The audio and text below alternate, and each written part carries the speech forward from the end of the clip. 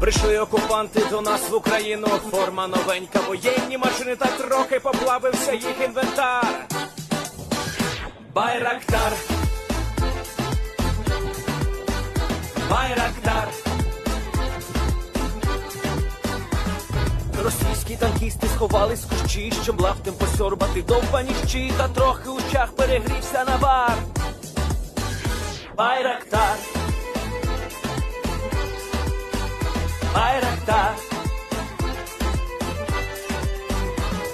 Приперли зі сходу до нас барани для восстановлення великої страни. Найкращий пастух баранячих отар. Байрактар, Байрактар. Їх доводи всяке озброєння, різне, потужні ракети, машини залізні, у нас на всі доводи є коментар.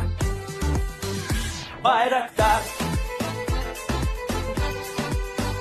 Байрактар. Вони захопити хотіли нас зразу, а ми зачаїли на орків образу з російських бандитів, робить примар. Байрактар, Байрактар. Російська поліція справи заводить, там пивцю рашистів ніяк не знаходить, хто винен, що в нашому полі глухар. Байрактар, Байрактар. Веде пропаганду кремлівський урод, слова пропаганди ковтає народ, тепер нове слово знає цар. Байрактар. Байрактар. Байрактар. Байрактар. Байрактар.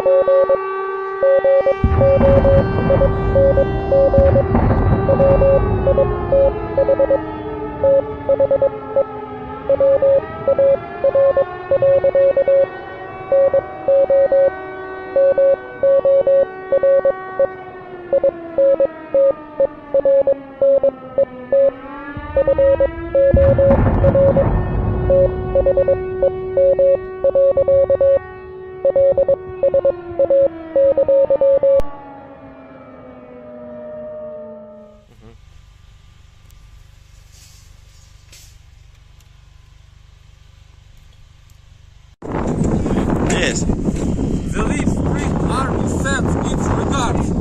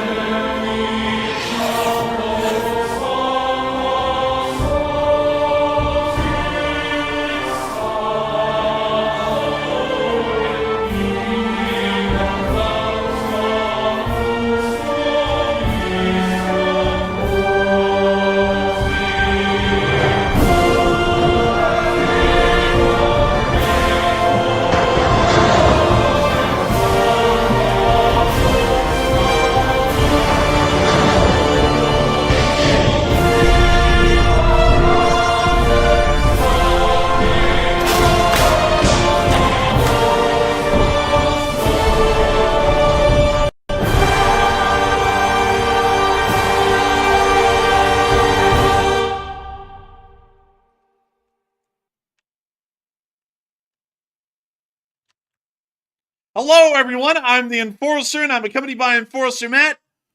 And good evening, folks. It's Enforcer Matt, and it's good to see you all once again on day 931 of the news after our small hiatus from last night. And also, we have very big news today that Russia's suffering yet more attacks, and also, Ukraine has a new weapon. That's lovely to hear. And also, it's good to see you all once again. And of course, we're going to be covering the past 48 hours of the news of the war in Ukraine after our really long break from streaming for 48 hours on our Monday night off, and also our night off last night because of a major televised event happening inside the country. But we are back, and we are also going to be counting down the days until we go on our vacation that will be starting this Saturday on the 14th of September, meaning that today, tomorrow, and the next day's stream are going to be the last 3 streams that we have before we take our trip on the 14th to the 18th, and then hopefully we're back on air by the 19th. So we're counting down the days to vacation here on this channel. But nevertheless, we have a massive news to start off these last 3 days with, and it has been absolutely massive, with major drone attacks hitting the area around the city of Moscow,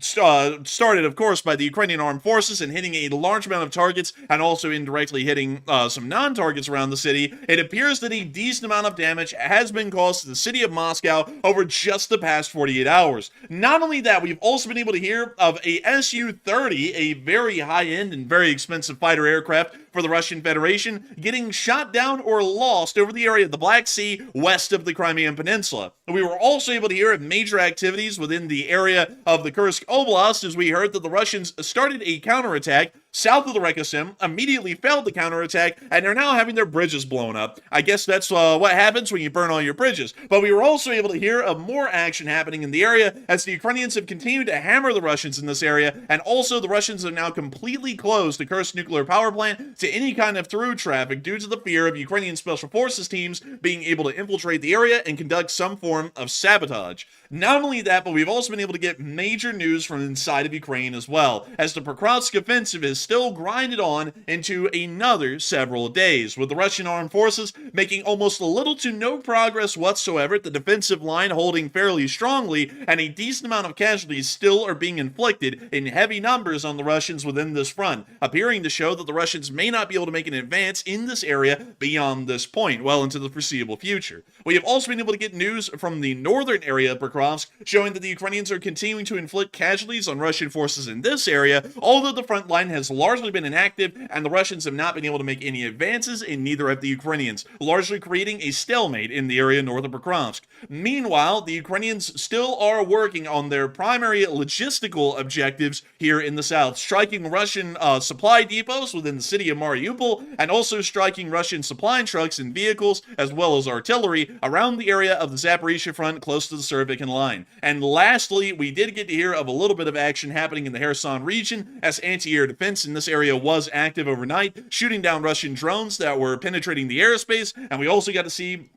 the Ukrainians conducting attacks, drone attacks in particular, on the Russians on the southern side of the Dnipro River. We have absolutely... Dang, all that happened in the last 48 hours, man? Jeez, that's a lot of stuff. That's more than I covered in my video the other day. Man, it's loads. I mean, it's an insanely high amount of news that we have to cover over these past 48 hours, and it has been absolutely insane. And we're going to be covering all of this, and not only that, we're going to be covering everything else that I was not really able to talk about all too much, like the little things, like Iran has now been actually proven to be supplying missiles at this very moment to the Russian Federation, and we also got a very shocking bit of news from the United Kingdom. But we are going to be waiting to tell you all that news for a little bit later on in the stream. It's not going to be that much later, so make sure just to stick around. We're going to get through some of the major points in Moscow, and then we're pretty much going to pop right over to the UK immediately and start talking about what happened there, or at least the major announcement that came out today. But moving on into the city of Moscow, the great city of Moscow, Moskva Gorod, as they call it in Russia.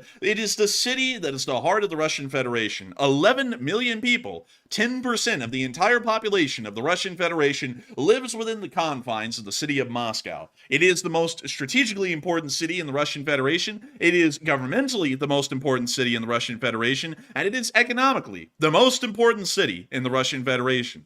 Anything that happens to Moscow usually ends up directly affecting the country as a whole, either on one of those three levels. And we were able to see that over the past 48 hours, the Ukrainians have tried to inflict as much damage as physically possible onto the city of Moscow. And we were able to get loads of clips and information about this attack, and also a little bit more about what they were trying to do. This first picture here, though, shows either what was a Ukrainian drone that ended up crashing into an apartment building, or a Russian air defense missile that missed its target and then ended up slamming into the building. This is kind of giving y'all a little bit of an idea that the air attack that happened was an incredibly large one, considering that we don't even really know whose this was. We don't know if this was a Russian missile or a Ukrainian drone, and it seems as though the Russians really don't know that much about what actually blew up on this building either. It's a complete mystery to everyone, and it kind of gives you an idea of how many air targets were in the air at a single time over the city of Moscow. But moving on from this clip and on into our next one, which is also very interesting as well. We were able to see the attack on Moscow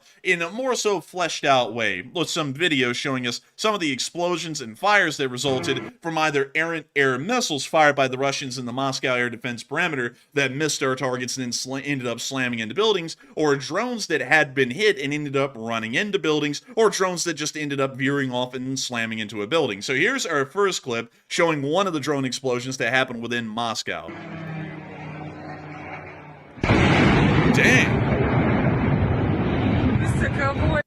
That was a pretty interesting one. But moving on from that and into our next clip, this one also appears to be showing another explosion somewhere within Moscow amongst the high-rises, as another drone ended up slamming into a building. Pretty wild, I'm not going to lie. And moving on from that and into our next clip beyond that, we can also see some of the damage that was caused by one of the drones that ended up exploding onto the building. Or the air missile, we're not entirely sure. at least in this clip. We did see the other two drones in the last clips impacting buildings, but this building, we don't really know what it was hit by. It could have been a drone, it could have been a missile, not entirely sure.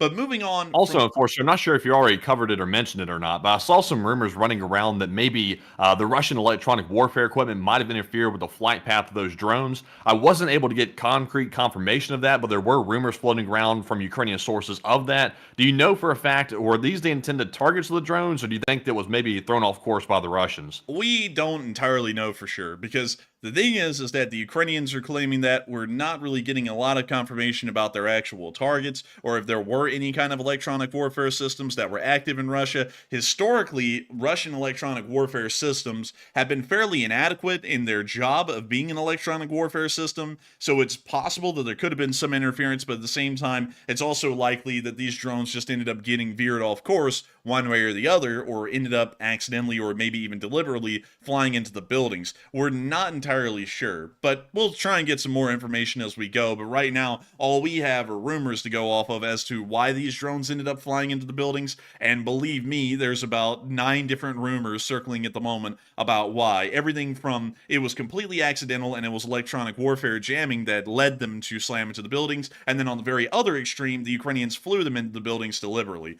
We don't know which one's true at the moment. I would assume that the Ukrainians probably aren't flying these things into buildings deliberately, because they've never done that through 930 days of the war. So I'm highly doubting that they would have done that on the 931st day of the war for no reason, because it doesn't really help to win over the hearts and minds of the Russian people if they did something like this deliberately. So I'm more so leaning towards the idea that it probably was some sort of an accident or some sort of electronic warfare jamming that happened that led to these drones hitting these buildings. But still, it's a fairly interesting occurrence, but still showing the absolute size and scale of the drone attack that did happen. And we were able to get a couple of other clips from other areas of Moscow. It seems as though the very far outskirts, at least in some directions, showing us more of these attacks. We can see one out here in a high-rise looking towards the city where we can see a plume of smoke rising. We're not really sure if that's from an apartment block. It appears that the buildings are fairly low level in that area and may actually be connected to some sort of an airfield due to the brightness of the lights,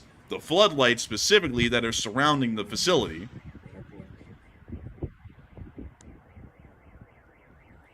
But a pretty interesting clip, and still showing a little bit more damage, at least within the area. And we were also able to see this clip right here of a Ukrainian Lyudy long-range drone flying past someone and then exploding not too far away, showing us that the target that drone was meant to hit was apparently close nearby. We have not, sadly, and I hate to say this, get geolocation on this one. It is in some sort of a suburb near the area of the outskirts of Moscow.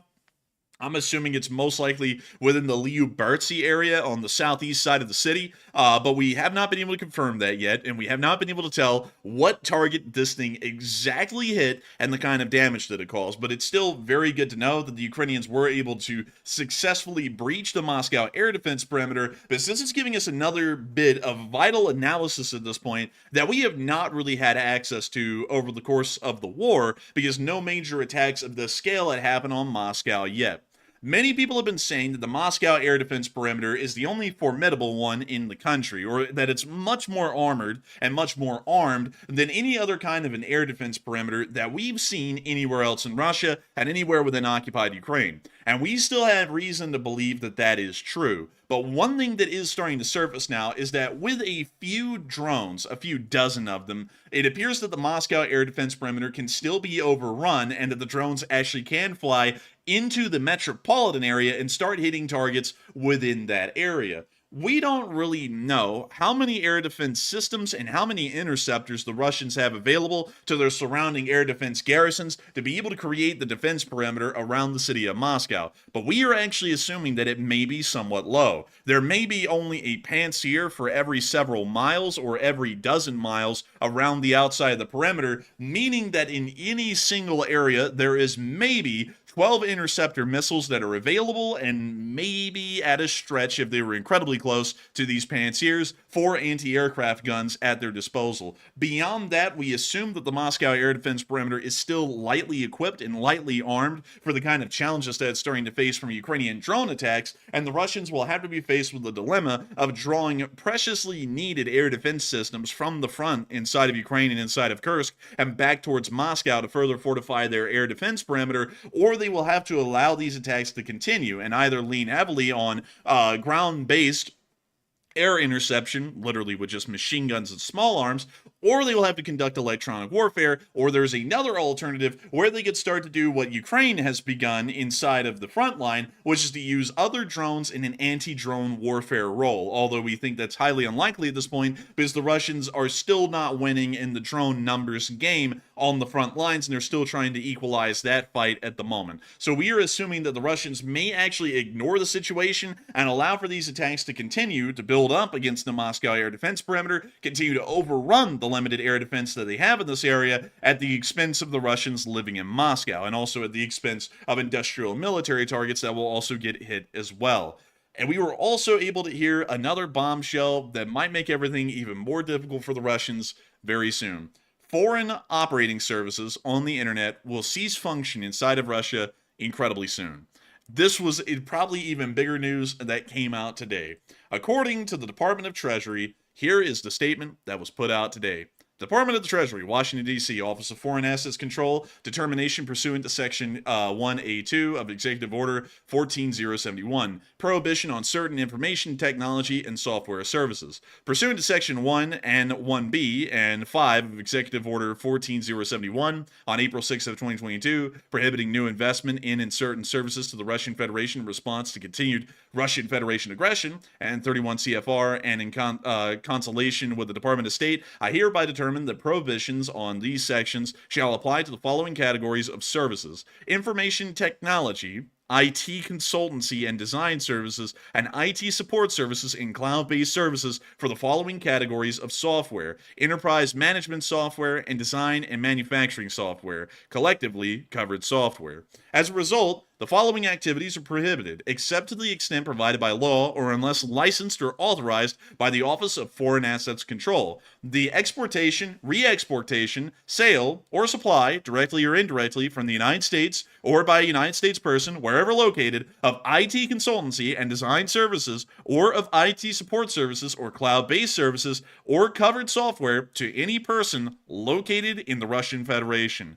Meaning, in short, anything that has to do with internet technical assistance or any kind of software that helps out in that is completely barred from running inside of the Russian Federation, completely barred from being sold to them, and you're completely barred from providing any service that would help to further these objectives. As many of y'all know, the Russians are already pretty far backwards on the computer technology industry, and as a matter of fact, even since the late 1970s inside the Soviet Union, the Soviet and Russian computer industry does not exist. The entire system works on foreign imported computer systems, mostly from the Western world, like the United States. This statement today that has been put out by the Department of the Treasury is going to be putting a massive, massive handicap on the Russians' abilities to do practically anything on a modern and fast scale. Computer technology, largely, has been a double-edged sword. It has provided a lot of good. I would assume that our show is pretty okay, but it's also provided a lot of negative, at least in terms of social impact, and a lot of people still argue about that to this day. But one thing that you cannot deny is that computer technology in the form of industrial applications has been massively important in the modern world for allowing a country to be able to operate efficiently, and also for the corporations and companies within that nation to also operate at their max capacity and be competitive to other countries around the entire world. The fact that the Russians are pretty much going to be denied access to any kind of foreign computer services that they've largely been using up to this point may actually be a long-term death knell in this war for the Russian Federation, as the Russians now either have to build this from the ground up, which they really don't have the ability to do, or they may have to try and replace everything over the span of years with Chinese tech and software, which could be devastating and damaging in its own right to the Russian Federation on into the future. But this is an absolutely big one right here. It doesn't seem that big. It's just a statement by the Department of Treasury,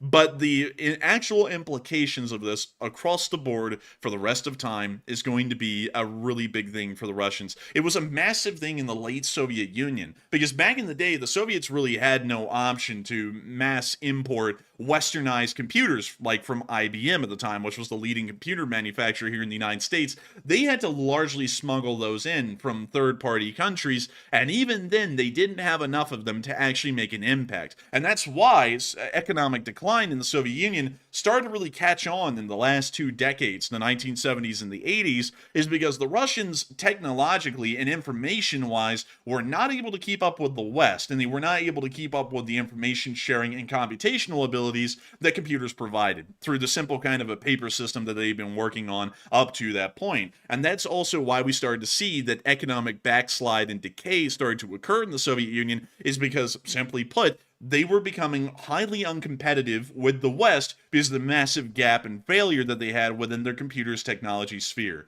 And it looks like that's going to haunt them to this day, as they're now going to be pretty much cut off from any form of Western information technology or information technology services. A huge deal. But anyways, I wonder if that's going to be a double-edged sword, though, because it seems like while it's a good thing, obviously we should cut them off from the Western stuff, is they shouldn't have access to it because they've done a terrible thing with invading Ukraine. But at the same time, it seems like it's driving them even closer to our enemies. For example, China, because now they're going to get really embedded in the Chinese system, probably to try to replace Google and all these things that they're missing, because they probably can't build them from the ground up. So I wonder if it's kind of like a double-edged sword here. We're kind of like doing a good thing by cutting them off, but also a bad thing at the same time by driving them closer to our enemies.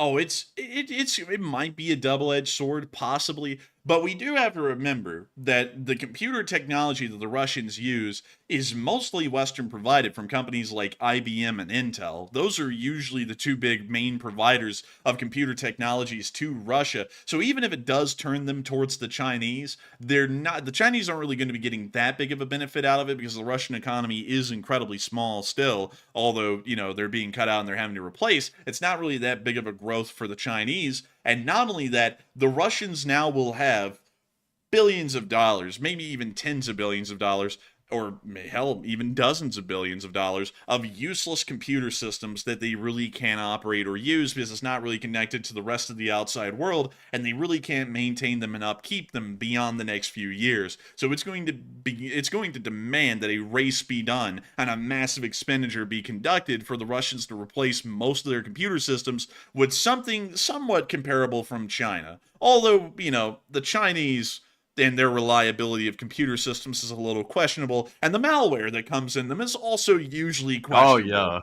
Yeah, the Chinese are going to love that, like handing over some equipment and computers to Russia. That's going to allow them like a straight access to whatever's going on in their systems. And that's why I was thinking myself, I'm like, I don't know if this happens or not. It seems like it'd be a smart thing to do, that maybe we could use these programs that we're basically taking away from Russia to use that to spy on them at the same time. I wonder if we're losing that ability in the background, because I know China's going to do that. Like that they would be stupid not to. That's like an instant access to Russia's systems by getting involved in basically building out their computer systems like that. That's true. I wonder how that's actually going to go. But this was a fairly major thing that happened today, and we'll only have to wait and see how this actually starts to pan out on the kind of information and data that we start to get on the Russian IT sphere. But moving on from that, we have had a lot of people talking about the major attack that happened in Moscow, and some of the videos that we saw that came out that showed that some Ukrainian drones did end up impacting and slamming into some of the larger high-rises within the specific suburb of Moscow. And a lot of people are wondering, were those the intended targets, or were they not? And a lot of people have been putting their opinions and their input into this, and a lot of people seem to believe that this was not a deliberate action by Ukraine. But Matthew, what are people thinking, and what are you thinking about it as well? All right, so we did see those Ukrainian drones come in and hit some buildings in Moscow. It appeared maybe an apartment block was one of them. So the big question is, were those the intended targets, or were they off course or interfered with? So about 57%, the majority said it was accidental or interference from Russian EW, while 19% said yes, Ukraine did target those buildings intentionally, and 12% said we need more intel from Ukraine to make a proper conclusion. And I would say this, Ukraine has no reason to go and start hitting civilian targets like that, and I don't believe they're starting to do that now. I think there was some type of issue here, either with the EW, the electronic warfare systems that Russia has, that caused it to go off course. That could be one explanation for it. Or number two, it simply veered off course and went the wrong way for whatever technical glitches might have happened. I just don't think that Ukraine went on this mission to start hurting civilians. They've never done that through the entire war, and why would they start doing it now all of a sudden? Because they are still winning. Ukraine's holding ground, and also they're taking ground inside of Russia, so they're not desperate. Why would they start hurting civilians? That would make no sense. So I'm actually with the 57%. But Enforcer, what say you? I would have to be with a 57% as well. I've never seen the Ukrainians conduct an attack with a specific deliberate act of harming civilians in the plan. I've never seen that before. We've seen that a Ukrainian drone looked to have veered off course in Saratov and ended up hitting an apartment building down there. And now we've seen about one or two drones end up hitting apartment buildings in Moscow. I'm having a feeling that that's most likely because of some kind of electronic warfare interference that may be disrupting the signal to the drone, because it just seems unlikely that over the entirety of the war, when Ukraine's been attacking targets deep inside of Russia, they've never hit civilian targets, and then they're going to start now. That would seem highly unlikely to me. Maybe if we see a pattern of this over months where they start to hit buildings over and over and over like that, then we'll change that statement. But for now, I'm generally believing that this was an accident of a sort, because the Ukrainians have never done anything like this, and I don't think that they would ever really start, in my honest opinion, unless we get proof to the contrary, which I'm doubting that we ever will get. Also, really quickly, before we move on from that and on into the major British news, because we did get some major news about the war and what Britain said today about a very special kind of a weapon, I do want to make sure to make this announcement, because I see a lot of people asking a question about this, and we have to get this out there for everyone, considering that everyone is here right now. A lot of people are asking, when are we going on vacation? Have we had the vacation yet? When is the vacation? The vacation is not here yet. This is actually the third to last stream that we are running before our vacation. So tonight's stream will be live.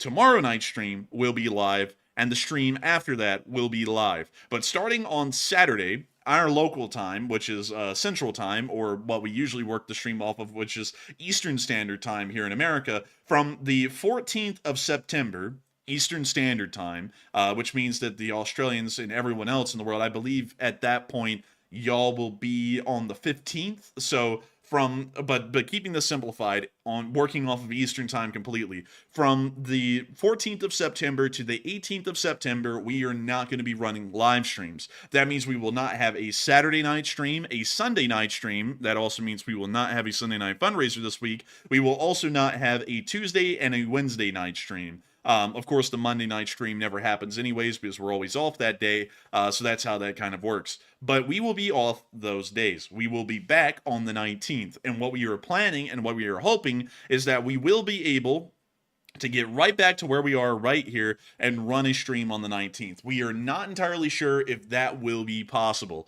It could be the fact that for some reason something happens and we end up getting back late and we're not able to run a stream on the 19th. So we can promise y'all that a stream will be running on the 20th of September. But expect largely that the 14th through the 18th, no streams. The 19th of September is a 50-50 chance, and then the 20th is a 100% chance that we'll be right back to streaming schedule like we have been for 3 years. I want to make sure to get that out to all of y'all, because I see a lot of people still asking questions about that, and we have to make that as clear as possible, because it seems like many may have not heard about that, and we've been trying to say that as much as we can since the 28th of August, making sure that everyone knows when we will be having a vacation. But I want to make sure that we get that out there as many times as we can, because everyone isn't always watching every single part of the stream. But before I move on into the remainder of the news, I do want to make sure to thank all of y'all so much once again for having been here for so long and enjoying this channel so much. I've seen so many of y'all while I'm explaining when we're going to be off for a vacation, saying that we deserve a vacation, we're owed a vacation. I don't ever believe in saying self-serving things like we are owed a vacation. We aren't owed anything.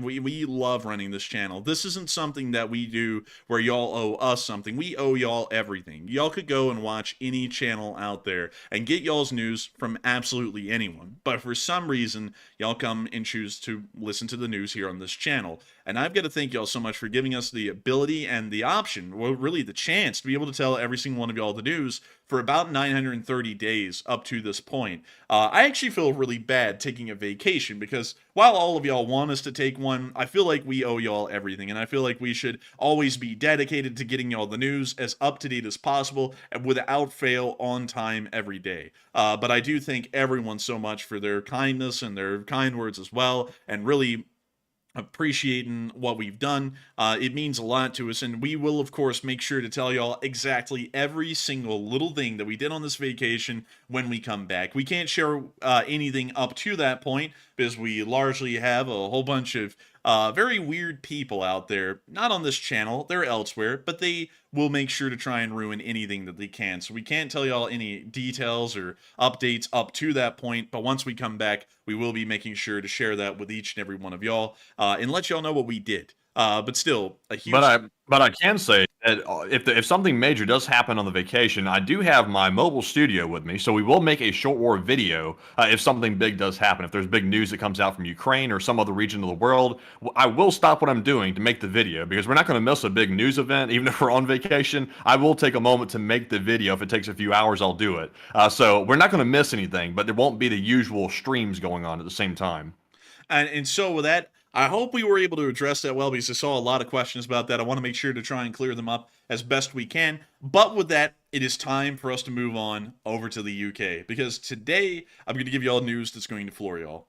Many people have been asking when, and they haven't been asking when about when the war is going to be won or when the war is going to be lost. They've been asking when is the West going to allow long-range weapons to be fired deep inside the Russian Federation and hit strategic targets that are within reach of these missiles, particularly the Storm Shadow and the ATACMS missiles.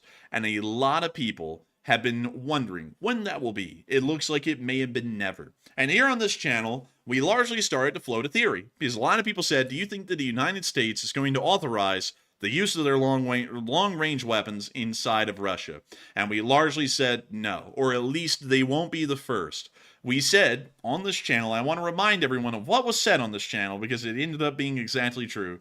The British would most likely, out of everyone, be the first one to provide authorization to use their missiles, long-range missiles, inside the Russian Federation, because they are usually the trendsetter, and they've always been the trendsetter through the war. They have always been the one to authorize things first. They authorized the provision of weapons to Ukraine first out of anyone. They authorized the use of missiles, air-to-ground missiles, first before anyone else at all in Ukraine. They provided the first tanks to Ukraine of any kind. They were the first. They were the ones who announced they would be giving over the Challenger. They have been the first to everything. And while Britain is not the largest military in the alliance, they certainly are the trendsetter in terms of military support for Ukraine and have the gumption to be able to do it. And not only that, they have continuously been training Ukrainian troops inside of the UK, and they were also the first to authorize that measure as well. Before Germany, before France, before the United States, before Poland, before anyone. And the British were the first today to do something absolutely insane. They are going to authorize the use of the Storm Shadow missile with a 250-mile range inside the Russian Federation. Everything that is within the dotted red line, or the dotted orange line more so, will be able to be targeted and destroyed by Ukrainian forces on into the future. The Storm Shadow has a 300-kilometer range, and we've talked a lot about the Storm Shadow missile and its effectiveness when it was first provided to Ukraine, and we started to see Storm Shadow missiles slamming Luhansk and Sevastopol inside of Crimea, but every single thing from Smolensk to Kaluga to Bryansk and Oriel to the city of Kursk and Voronezh and Lipetsk, all the way down to Rostov-on-Don, and even further on down almost to the area of Krasnodar, everything will be a target for the Ukrainian Air Force to strike and destroy. This means that a lot of airfields that the Russian Federation has been using for its fighter bombers will now be targeted. For example, the airfields at Voronezh and Lipetsk, which we still know are inhabited and occupied by the Russian Air Force, will be targeted and will have a high chance of suffering some kind of serious damage. Now, something that I need to debate here, because I've heard this before from the US government, and while we are a pro-American and pro-Western channel, we do understand that the American government, much like many governments around the world, usually finds it in its best interest to misconstrue a situation or lie about it to kind of try and make things sound acceptable. And a lie, if we want to call it that, call it what it is, that the United States government has put out recently, specifically through the Department of State, is that we will not authorize the use of long-range weaponry by Ukraine into Russia because there are no targets that exist that could be damaged or destroyed in that area that would actually pose strategic interest, because the Russians have just simply moved everything deeper into Russia. So what's the point of approving it? May as well not, and just avoid that whole problem before it even starts. That is probably the biggest lie that I've ever seen that's been flat out said by the US government that anyone that does analysis would know is markedly untrue. The best example that we have is this little airport right here. That little airfield that I'm circling right there on the mouse, well, with the mouse, if we zoom into that, y'all will know this airfield by specific name. And let me make sure that I can go and get it. And let me remember where it is. Here we go. It's the airfield at Morozovsk. Morozov is a specific little airfield just right there that has housed Su-34 fighter bombers for an incredibly long time. It's really been housing fighter bombers over the entirety of the war. And if you fired a Storm Shadow from the closest that the Ukrainians could fire one, it would be able to reach Morozovsk and hit it. And the fact that the US government says that there is no strategic target that could be hit or destroyed that the Russians aren't using is a complete farce, because the Ukrainians have hit this base about 4 separate times with drones successfully, and have ended up causing a pretty substantial amount of damage to the specific airfield. And that in itself shows that the US government is not saying a truthful statement right there with that claim that there is no strategic target worth hitting within this area. The Ukrainians have hit them time and time again. And better yet, not only is there the Morozovsk airfield, there are loads of targets that aren't even airfields that are within this area that are high priority targets. For example, the airfield at Yesk. The airfield at Yesk, from what we know, is not used as an actual Russian Air Force airbase. It is used as a base to operate long-range drones, like Shaheds. There is a significant Shahed 136 storage site or facility around this area that the Ukrainians could hit with a Storm Shadow missile, and greatly hinder Russian attack vectors in this area from being able to launch their drones. Once again, another strategic target well within range of a Storm Shadow, because there is the Yesk airfield right there highlighted on the map. Not only that, also enforcer, like right on his face. If you really think about the statement, the United States had said there are no significant targets outside of this radius, for example, where we're not allowing Ukraine to strike, so they don't need to go outside the radius. It's like, well, if that's the case and there are no like significant targets, then why not just give them the range? What's it going to hurt? It's that fact alone that they're not giving further range indicates the contrary. There are significant targets. Like on its face, the statement was odd, because it's like if there was nothing out there and there's like empty fields and there's nothing important, then let them strike it. What's it going to hurt? But it's just you can call it BS, you can call it spin, you can call it lies, whatever it is. I think you're about to see a sudden backpedaling of the significant targets or non-existent statement. That's going to be completely backpedaled, and all of a sudden, oh, we just found them. We just found those targets on radar and also satellite, and now we're going to let them hit them. It's the same kind of goofy stuff that America did with the Abrams and the F-16, because people would go, hey, let's give them. And then the U.S. government would go, oh, wait a minute, you can't give them an Abrams. The Ukrainians are too stupid to maintain them. And it's like, it's literally just a jet turbine engine. The T-80 series main battle tanks that are Soviet made have like the same engine in them. It's not going to be that hard for them to maintain them. And then they give them to Ukraine, and then they end up just maintaining them perfectly fine. And it's like, oh, well, there we go. That was a lie. Or better yet, with the F-16s, probably the biggest lie that was ever put out was, oh, you can't land an F-16 on a Ukrainian runway. The tarmac's not the right thing. Like, for some reason, when the F-16 lands on it, it's going to suck up the asphalt, up the exhaust, and just shoot it out the back and destroy the engine. It's like, no, it's not. It's like if I remember correctly, and I might be wrong with this, the U.S. military has a specific drill where we move the F-16's landing strip onto a public road, and we take off and land from a public road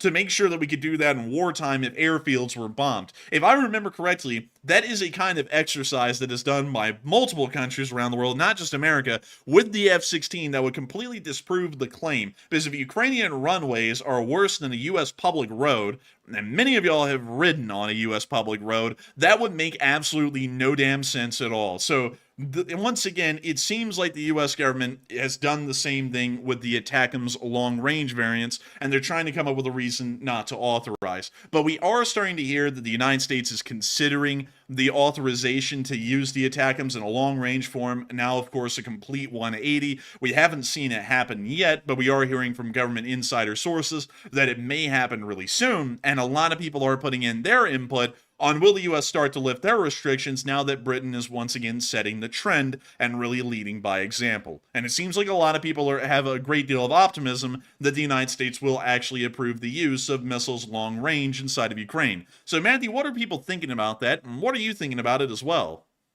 All right, so now we've seen the bombshell news that Britain is allowing Ukraine to use those Storm Shadow missiles long range on Russia, which is very positive news indeed. Ukraine's been asking for that for a very long time. The big question is the U.S. going to follow suit? So 68% said yes, the U.S. will soon lift restrictions, while 16% said no, the U.S. will keep stalling on it, and 10% said, maybe, but I doubt it. And right now, the Secretary of State Blinken, sorry, not Blinky, it's Blinken. Blinken is over there in Kyiv right now. And of course, we do know that Britain and the U.S. are very close allies, and we coordinate our defense actions very closely. So the fact that Britain just gave them permission to use the Storm Shadow indicates to me that the U.S. is about to do the same, probably with the ATACMS missiles. And I have a feeling that will probably be announced before Blinken heads out of Kyiv. That'll probably be the case, or otherwise we would not have allowed Britain to give that permission. So I think that is coming soon. It's been a long time coming. It's about time, and hopefully that is indeed the case. But I'm with the 69%. Nice. But Enforcer, what say you? I would have to also be with the 69% nice that agree that Secretary Binky is most likely over there right now, and he's going to be improving the use of the long-range weapons for the Ukrainians from America, specifically just the ATACMS, because that's really the only long-range weapon we provided at this point that could reach this far into Russia. But I would say it is most likely going to be coming around the corner. The British have now set the trend,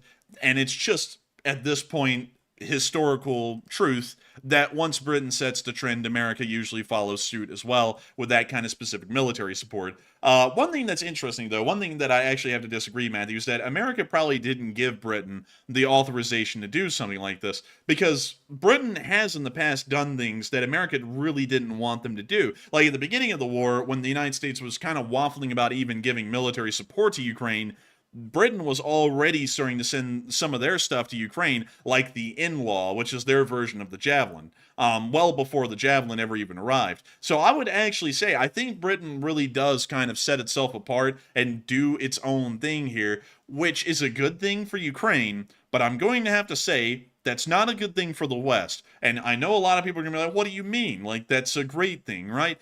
It's not a great thing because, once again, America is dragging its heels for some reason. As the leader of this entire sphere, we are dragging our heels and we're letting France and Britain really set the standard for what leadership inside of the Western sphere is looking like at this point. France is leading diplomatically. Britain's leading militarily. America is falling behind in both categories. We hardly are assertive at this point and actually set the trend for everyone else. Which I would be honest, I find to be not that good of a thing, because this is giving the French and the British a pretty good reason to go. We can make our own decisions and fare on our own quite well. Why not just split the Western sphere in two and end up having a European sphere and then a completely separate American sphere and leave it at that? That isn't that good for long-term longevity. And I'll be entirely honest, while I would have to heavily commend the British for their action here, I would have to say that's not a good look for the United States, and the United States needs to start picking up the tempo and actually get to something before someone else does it. Like, for example, with threats against the Russian Federation of armed intervention in Ukraine. France shouldn't be the ones making those statements. We should be the one making those statements, and then France ought to follow our example instead of France making that statement and then the United States is still waffling on what we're supposed to be doing. Or better yet, when Britain sits there and says we're going to do this, they shouldn't be the ones saying we're going to approve our long-range weapons for use inside of Russia.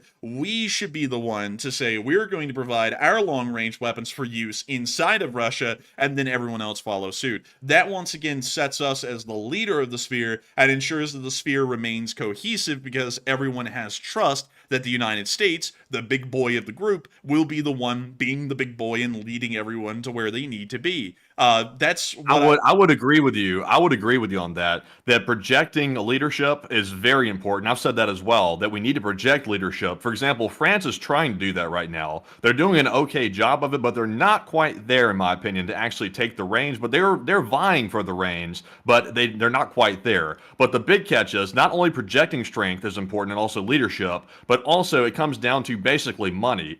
Who has the most money and who has the most access to equipment, and that still falls with the United States because we have all the equipment that everybody wants and they have to get our permission to buy it. So that gives us tremendous leverage over other countries inside of NATO. And also we do have a ton of money on defense spending. So that's another lever as well. So me personally, I think the Britain probably got our permission or our blessing to go let the Ukrainians use the Storm Shadow. But what will be telling is if all of a sudden Blinken, when he returns back from Kyiv, announces that we have given them permission to start using the ATACMS in a long-range capacity, that would directly follow the British decision to do so with the Storm Shadow, and to me that would indicate the fact that it probably was a coordinated effort by Britain and the US together deciding to do that. But me personally, it's possible what you're saying about Britain deciding to do it on their own, but in my opinion it's probably unlikely.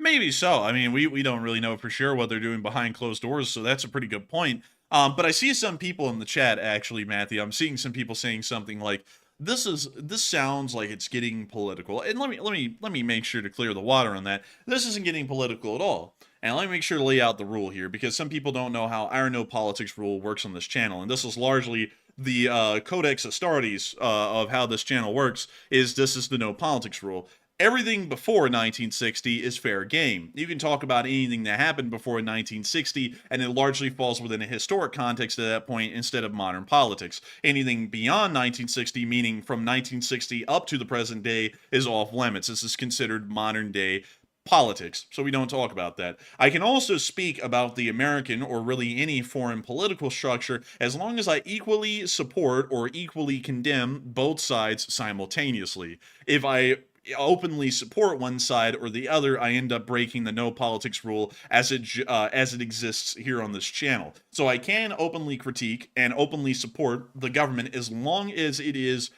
equally handed towards both sides, meaning that I don't show any bias or favor to either side. Just to make sure that y'all know how the no politics rule works here on this channel, because the thing is that there are things that the government does that we have to talk about a little bit, but they're generally things that both sides do, so you can talk about them pretty well. Like, for example, the fact that America continues to have the example set for leadership by other countries in the Western sphere that are not them. And that is something that I have to say is absolutely bizarre, and it's not going to change no matter who's in charge. Because a lot of people are saying, hey, are you talking about the current president? It wouldn't matter if it was the current president or the other two people who are running right now were elected. This will be the same, because no one is confident in their own leadership anymore, or they largely seem to be uncertain in their decisions.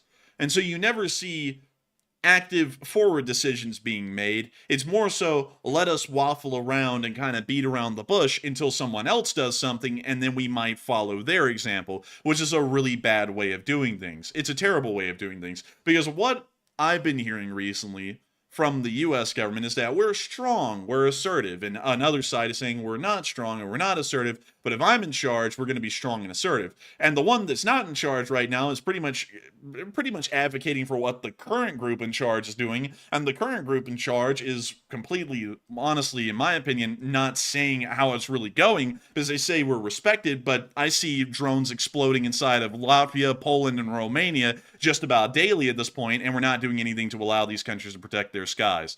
I would say, in my honest opinion, the American government is paralyzed on all levels at this point by some sort of a fear of being the United States, of doing things that we have to do as the leader of the sphere. And a lot of people are not really understanding anymore in governmental positions that we are the leader of the sphere and we have to step forward and act as it. We can't sit there and let people lead our own sphere for us. Otherwise, a lot of people are going to get the notion, why in the world am I even in this group when I could go do it on my own and do it better? And that's what a lot of people are going to do.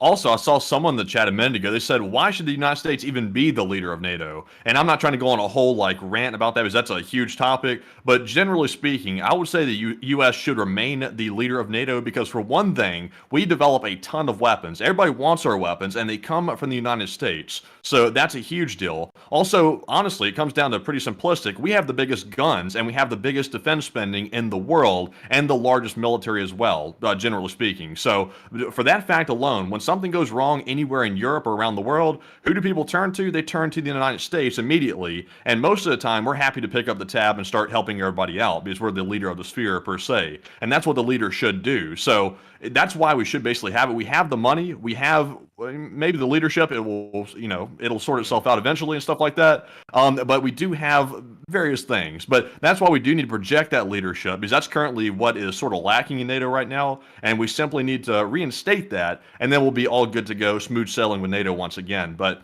that does need to be addressed. And also, I see Rob keeps saying feels very political. It's not, because this is directed at everyone. Because if I was actually to use the names of these people, you would understand what I'm saying a little bit better. But even invoking the names of anyone in politics gets people feral, so I have to avoid using their names.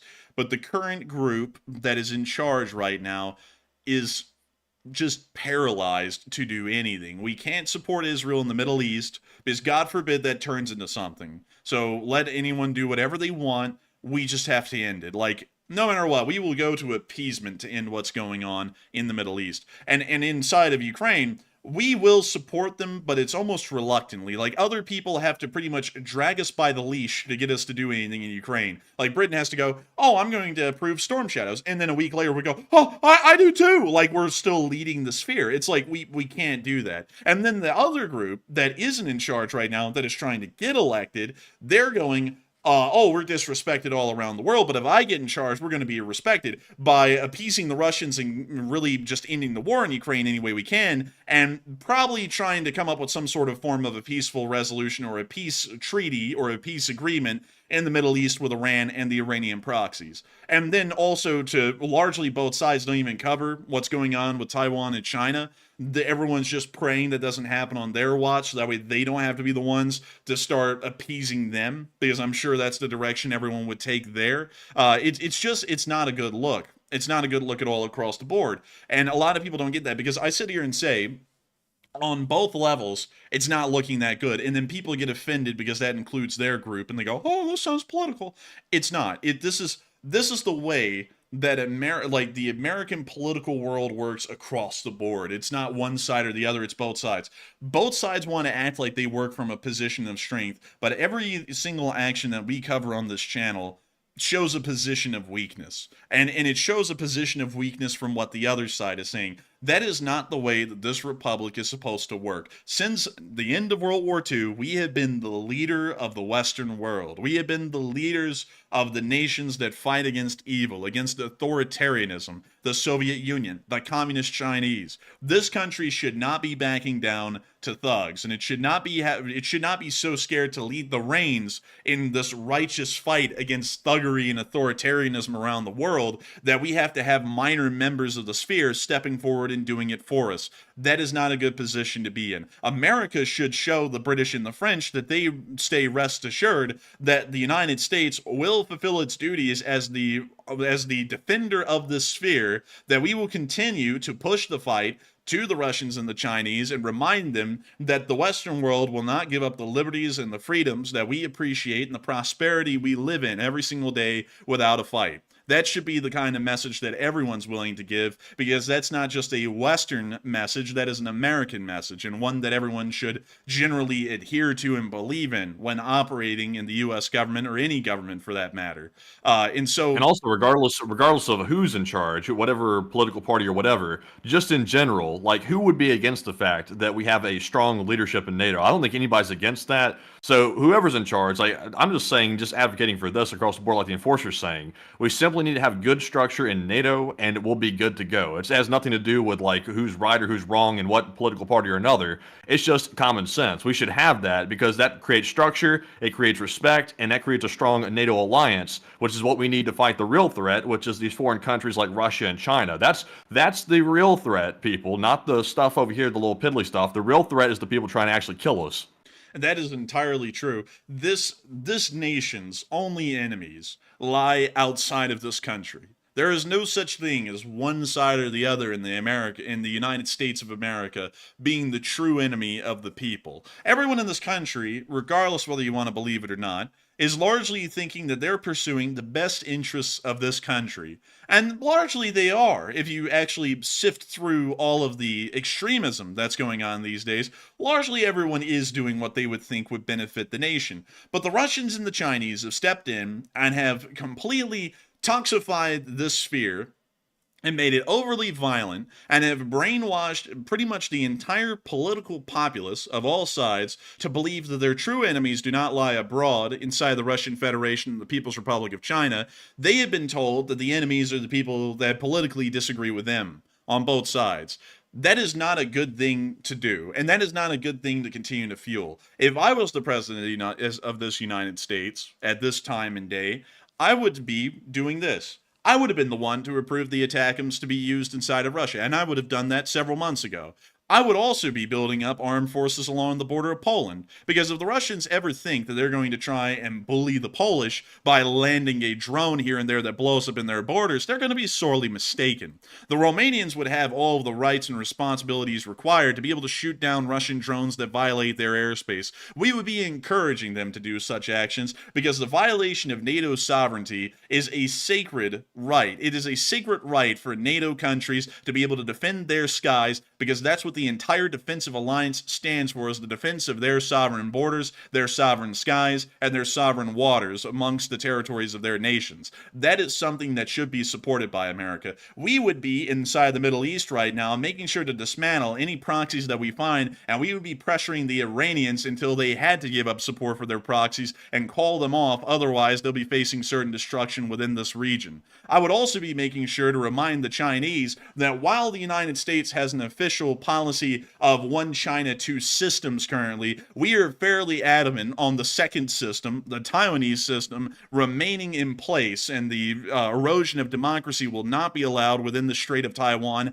at all. No exceptions whatsoever. They can talk all they want about trying to reunify the Taiwanese, but any armed action or any semblance of an armed action towards the Republic of Taiwan will be met by United States government intervention. That is the stance that the United States should be making, not for the defense of these countries, but to remind all of our economic and military allies around the world in every single sphere, in every single area of this corner of the globe, that the United States will always stand as the defender of freedom and democratic values that have been installed and have been instilled in every single one of these countries for almost 100 years at this point, and will continue to have it last for another 1,000 years if necessary. That would be my position, at least, on what's going on around the world right now, instead of this moseying and pandering that many people seem to be believing in these days from all sides. It's ridiculousness to the extreme. But anyways, It's one last thing I will say is this: the thing, like I was saying about the real threat being foreign countries like Russia and China. Look at Ukraine, for example. Ukraine has their own internal politics going on as well, I'm sure, like the whole left and right thing going on and stuff like that. But that didn't matter at the end of the day when Russia invaded their country, came in and started dropping bombs on civilian homes with families in them. Russia didn't ask the people in the home, are you left or right? They just dropped the bomb on their home and wiped out the whole family. It's like that's what it really comes down to. The actual enemy coming in and then making people realize it didn't matter what the hell we were squabbling about. The foreign power just came in, and like they always wanted to do, they wanted to come in and kill us and take our land. That's basically what it comes down to. And we get all sidetracked by these side points points and stuff like that. And then we really miss the forest for the trees, really, and realize the real threat's right in front of us. It's not each other arguing about it. It's the people literally trying to kill us. I mean, really, it is. It's crazy to me how it works these days. It's insane. It's absolutely insane. Really, it is. And also, there's other small things that are going on around the world. For example, the Chinese violation of Filipino waters, which is insane. It's absolute insanity that's going on around the world, and we're not there for anyone. I mean, we are hardly there for anyone at all right now. And you know what would happen? I'm being entirely honest with you. Right now, there's one side in charge, and this is happening under the current side. You know what would happen under the other side if they got elected? I'm going to blow your mind. It would be the same thing. It would not change. It doesn't change. Because a lot of this stuff was happening while the last one was in charge. I mean, it was. If you went back and looked, the Chinese were provoking the Taiwanese at that time. They were already conducting the military drills by that point. They were already getting in fights with the Filipino Coast Guard. They were already inside the Middle East trying to fuel and fund the next little proxy conflict that they were going to be having with the Israelis. The Houthis were around the last time anyone was here. No one's dealt with the Houthis. No one's dealt with Hezbollah. No one's dealt with Hamas. No one's dealt with Iran. No one's dealt with the Russians. The Russian keg would have blown up as soon as Ukraine tried to join NATO. It did not matter who was in charge. That was going to happen right when Ukraine tried to join NATO. This would have happened every single time, no matter who was there. The Chinese are going to still push for Taiwanese reunification, even if it's through armed force, because that's a part of their plan of national rejuvenation by 2049. It doesn't matter when it happens, as long as it's before 2049. This stuff is happening under everyone, and everyone keeps on trying to put out the illusion of strength while operating from a position of weakness. And that position should last no longer. We should be speaking from a position of strength, and we should be behaving from a position of strength, because we have the strength required necessary to be able to enact whatever we need around the world and ensure our security of our allies as well, and our economic benefits that come from that. That would be all I have to say on that, and I think I've covered that incredibly well. But before we move on into the rest of the news we have tonight, Matthew, I understand that we have a couple of questions. Hello? Hello? I don't think Matthew's on the call. I think that speech was so good. Oh, hello, Matthew. I think you're having some connectivity problems because the stream isn't lagging, the OBS isn't lagging, but the Discord, I don't know about the Discord. I'm not sure if it's your end or something. The Discord is crapping out like crazy right now. I've restarted it 5 times. Everything else is working fine on my computer except for Discord. So I don't know what's going on with it, but hopefully it holds in. All right. But with that, Matthew, we are on to the questions. So what do we got, Matthew?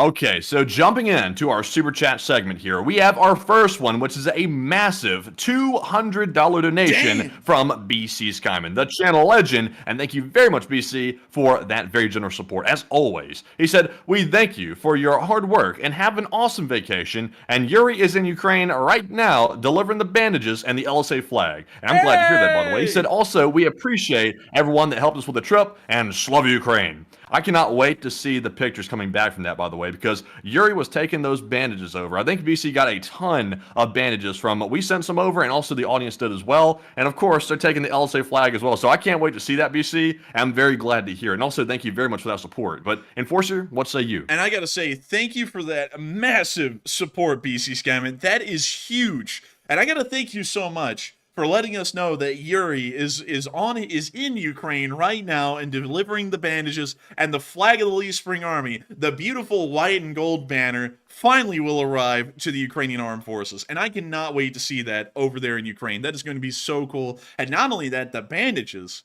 which I mean, there's hundreds. I think there's even more than that. I think it's in the thousands that are going to be provided to the Ukrainians and are going to have a massive help for a load of people that will end up getting injured and wounded in the service of their country inside of Ukraine. That is absolutely incredible. And we cannot wait to see the video. And BC Skyman, we're going to be showing that video here on this channel as soon as it comes out, because we want to show the entirety of the Lee Spring Army, what we all contributed to. We didn't just contribute to a Sunday night fundraiser. We contributed to BC Skyman's grassroots effort from the ranks of the Lee Spring Army to get that many bandages, and not only that, symbols of the LSA into Ukraine, which is incredibly cool because now the LSA is officially in Ukraine at this point. And so a huge thanks to you. 2,000 bandages is what BC Skyman said. We got 2,000 bandages into Ukraine. That is 2,000 wounds that the Lee Spring Army will hopefully be able to help on healing, or at least getting these Ukrainians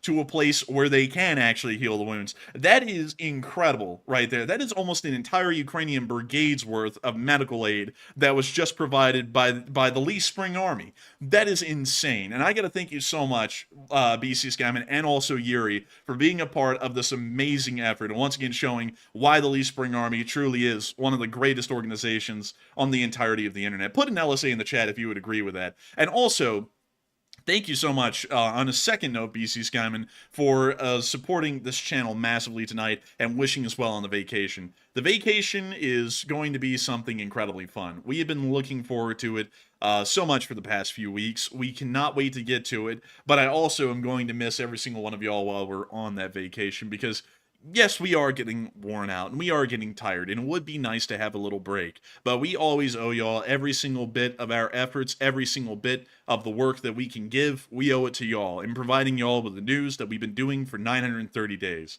But I gotta say this though, the vacation is going to be absolutely incredible. We're going to be sharing loads of pictures. Matthew actually has been floating around the idea of coming up with some sort of like a ripoff or like a parody travel vlog video kind of a concept that we might put out on Patreon or something like that. I'm largely just going to be taking pictures. I might take a few videos here and there and talk about some stuff, or we both may team up together and make a video together. I'm not really sure how we're going to do it. It kind of depends on if we're really like soaking up the vacation or if we want to do something kind of funny to bring back and show all of y'all. But we cannot wait to get to it. It's going to be amazingly fun. I wish I could share the details with y'all about what we're going to be doing before we do it. Sadly, we can't. But when we come back, we will be showing y'all loads of pictures and telling y'all everything we can about it, because it's going to be an incredibly interesting one, and we'll be able to do a little bit of rabbit holes on stuff as well. But still, a huge thanks to you once again for that incredible support, BC Skyman. I hope that does address that incredibly well. Long live the Lee Spring Army, and Slava Ukraini! And with that, we are on to the next one. All right, so jumping into our next super chat here, this one goes to Jack Ray, who puts in a $101 donation. Also, massive support, long-lasting support, and thank you very much, Jack Ray, for being a longtime channel legend and supporting the channel. He said, "Remember September the 11th." And that's right, today is September the 11th, by the way, the day that changed the country literally forever, a very tragic day. And also, well, we have to honor the heroes that were on that one flight that were able to stop them from hitting another building as well. I can't remember if it was going for what was that plane going for, by the way, the ones that took it down before it was able to hit? I don't believe they know the actual specific target, but it looked like it may have been going for the White House or the Capitol building.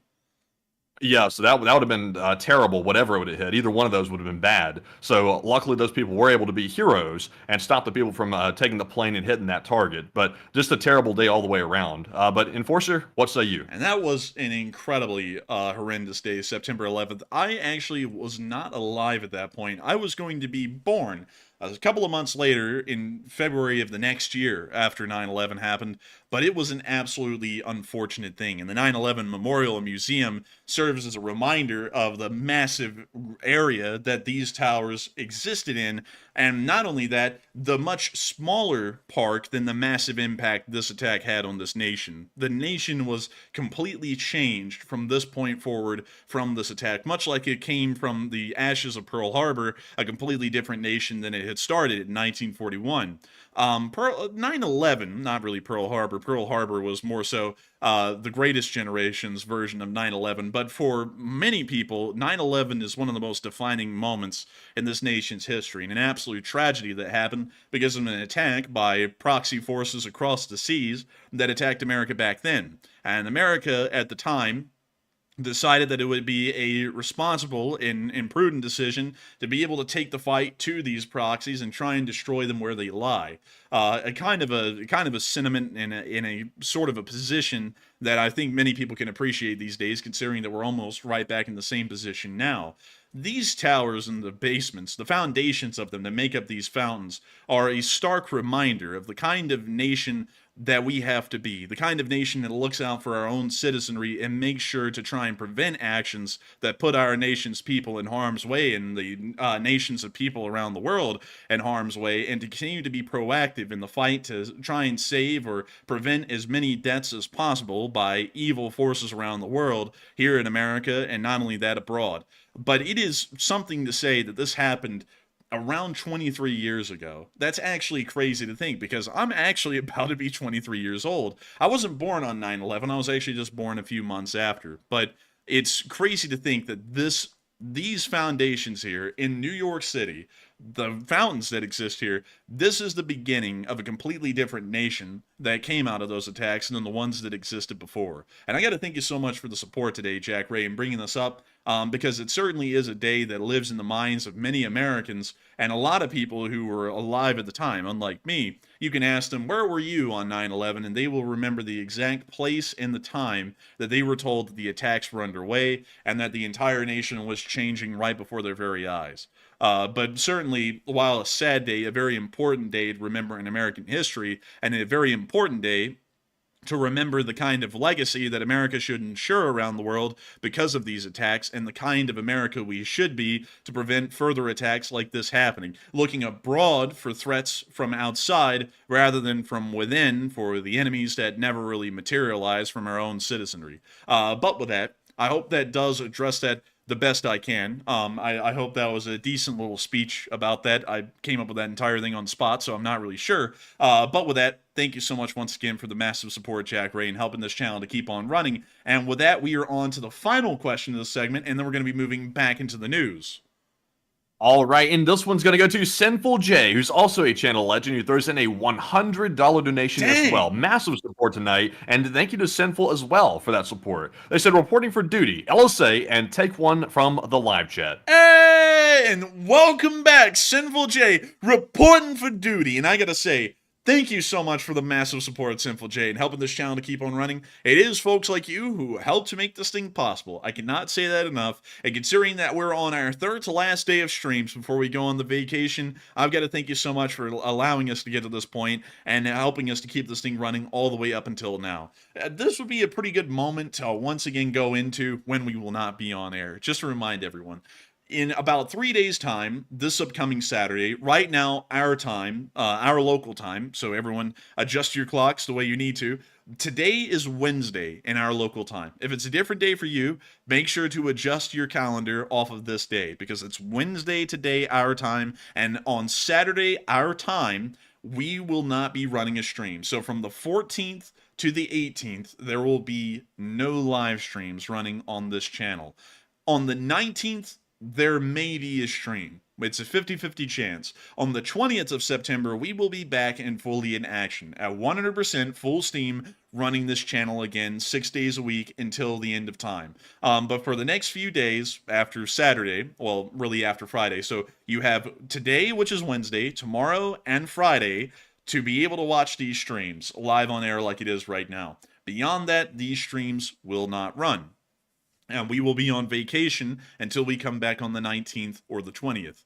I once again have to remind everyone, I thank you all so much for having been here for so long. I hope that the withdrawals don't get too many of y'all, because I hear a lot of people panicking about enforceable withdrawals. I hope that they don't get too bad. We will be back on air as quick as we can, but we are going to take a little bit of a break. I'm not going to make it sound like we're saving the world or anything. It really is just a self-serving vacation, much like a vacation always is. We're not giving back or anything like that. We're just taking an enjoyable vacation, and we will be back, and we will be able to report the news to each and every one of y'all. And I've got to say a huge thanks to you once again for supporting this channel, Sinful J, and helping us to get so far into the channel that 3 years after we started running this thing, we finally get a vacation. That is crazy, really, like thinking about it. We finally get a vacation this long into the future. And also, really quickly, let me go check something, because I'm pretty sure that we are going to be around for kind of a big day on this channel, because I actually didn't really schedule this too well, because I thought we may be gone during this day.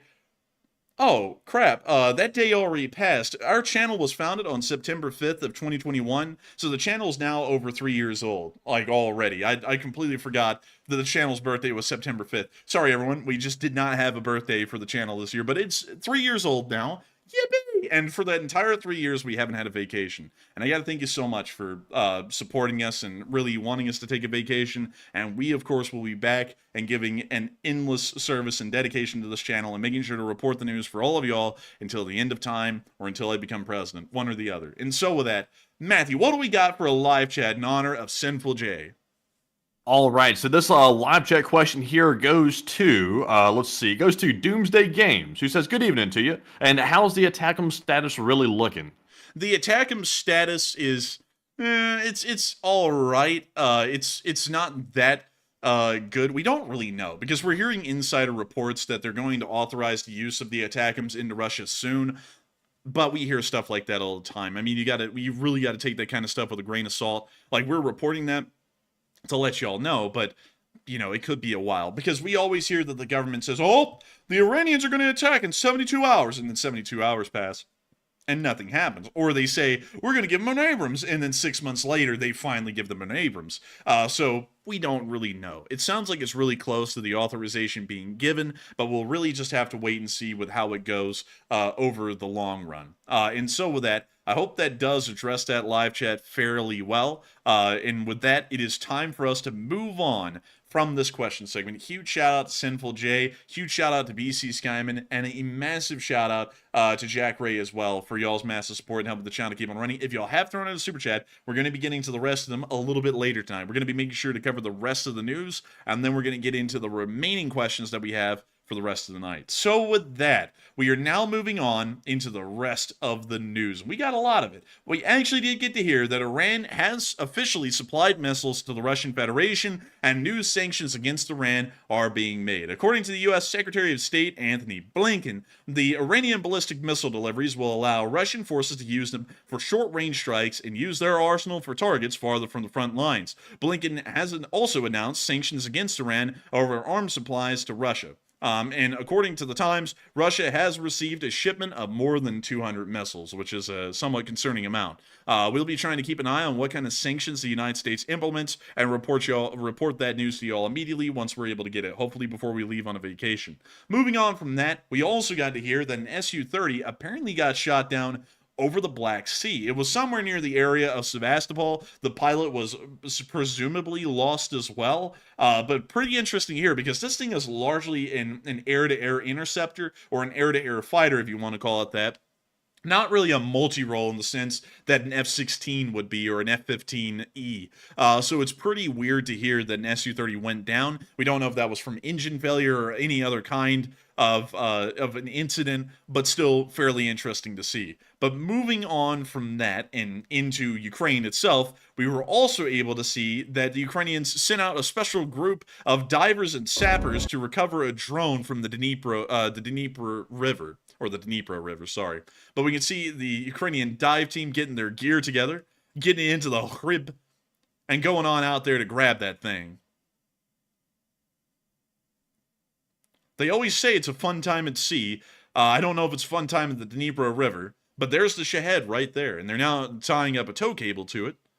Kind of reminds me of what we do in Alabama. Yeah, but we can see them going down there again and messing around with the Shahed, trying to make sure that it's properly attached so that way they can get it out of the water. And they're now winching it up into the back of a van and driving it away on a boat trailer. That's a pretty smart way to get that thing out of there, honestly. That is. Man, it's just like classic fishing on the boat.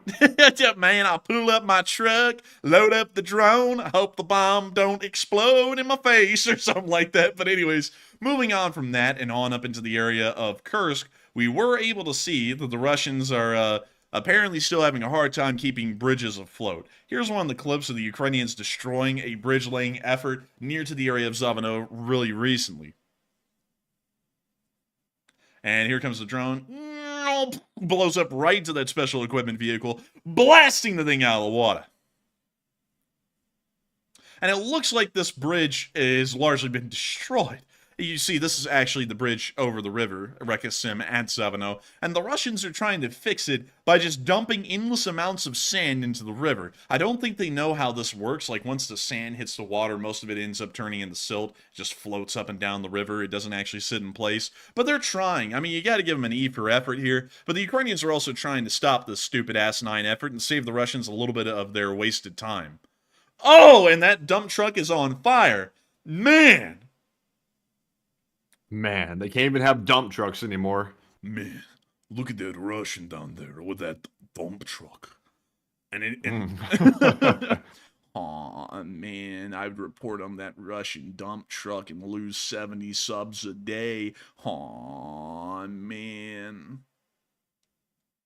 Oh, wait a minute. I'm sorry. I'm actually not reporting on Ukraine anymore because, according to the hot dog man, American politics is far more important than hundreds of Ukrainians fighting and dying every day for their nation. Aw, man.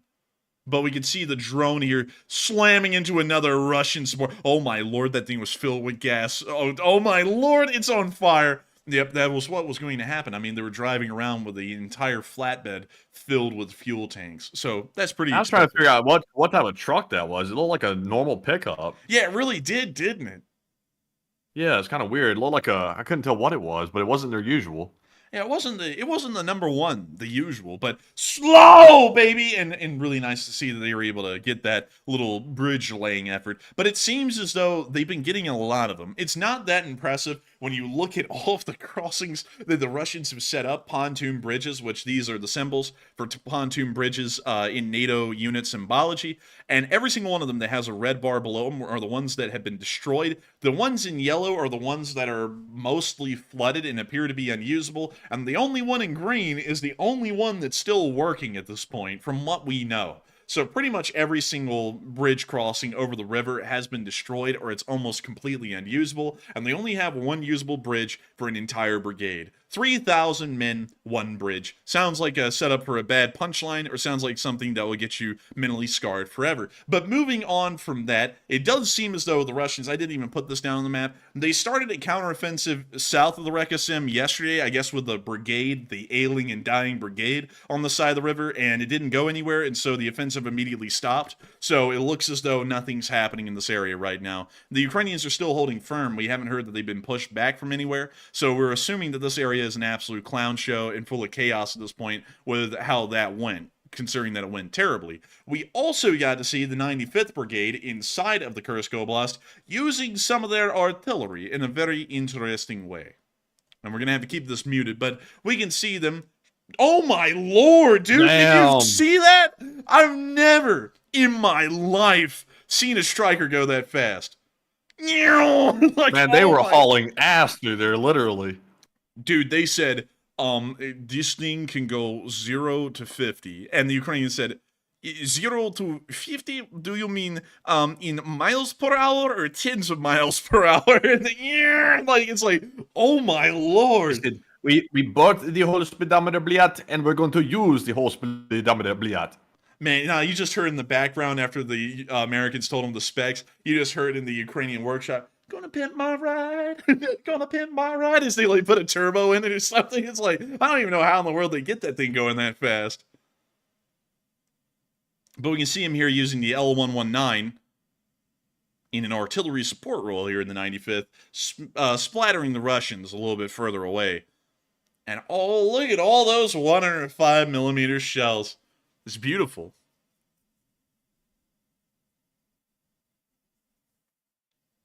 And we see Dmitro here talking about his job in the artillery.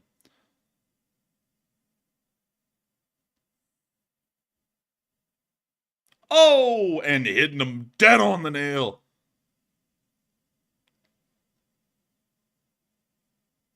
Have you ever seen Ukrainian artillery absolutely hammer Russian positions over and over and over?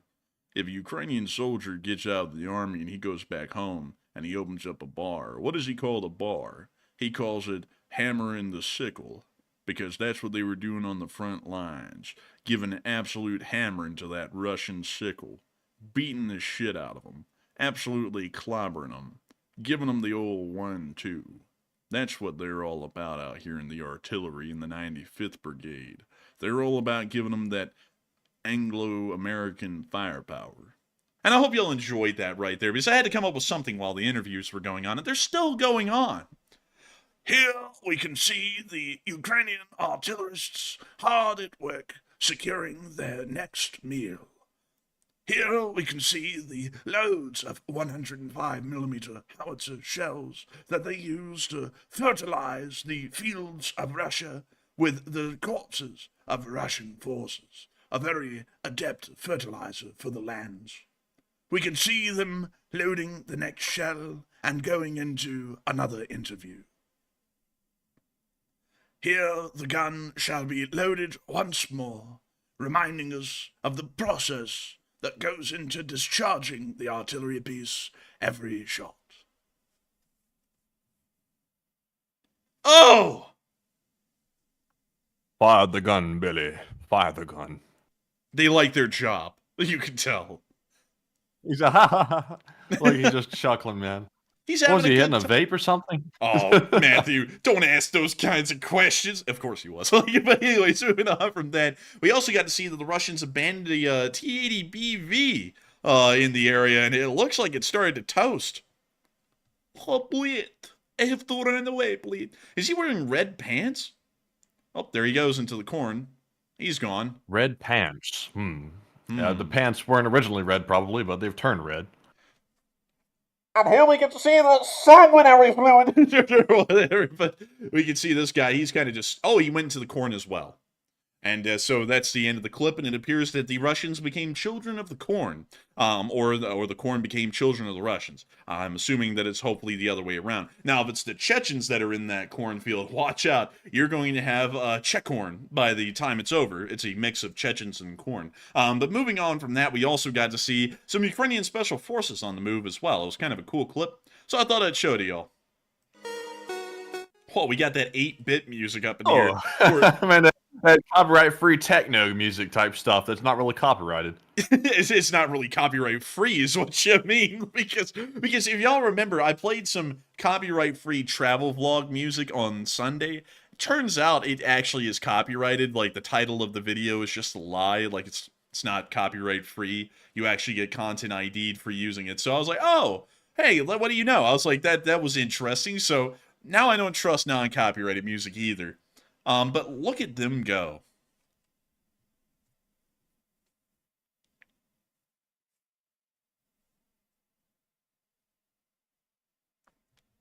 And that's the end of that clip right there.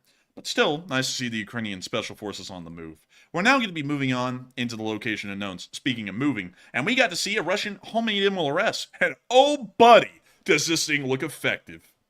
Oh my god, what the hell? This is like something one of those YouTubers would make on one of those DIY like project videos or something. Hey, I made a rocket launcher and we're going to try to launch it from the back of this janky truck. Dude, the Indian guys in the woods with the bamboo stick that make like the cool swimming pools and like the ground and stuff, they could make a better MLRS than this guy. And they don't even work with metal. They just work with like wood and like in dirt, you know, and they still do impressive stuff. It's like they could make a better MLRS than this. This is pathetic right here. This is just sad. Like, I don't like, is this thing even accurate? Are those PVC pipes?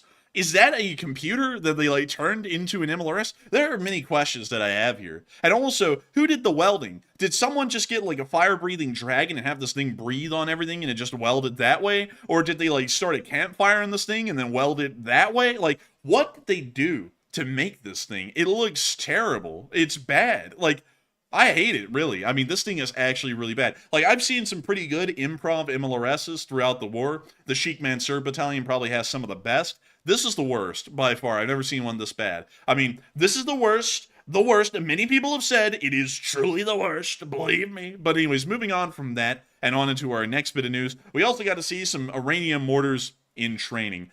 And check this out, they're actually Iranian mortars. Like, they're like doing the whole thing, like the whole shebang, but they're in the Ukrainian army somehow. We don't know how they got them, but they're in the training units, and they're used for training new soldiers on how to operate the mortar. Pretty cool that they have them. I don't know how they got them, but I thought I'd show that to y'all. It was just kind of neat. Moving on from that, though, we also got to see Russian and the fun. And let me actually turn up the audio on this one because it's important. Do y'all hear the audio here, Bleed? I don't hear it, Bliat. I Oh, don't hear. there we go. Wait, I hear something. Oh, damn. This man turned into Dr. Doofenshmirtz from Phineas and Ferb. You know what I'm talking about, Matthew? Oh, Perry the Platypus! Listen to...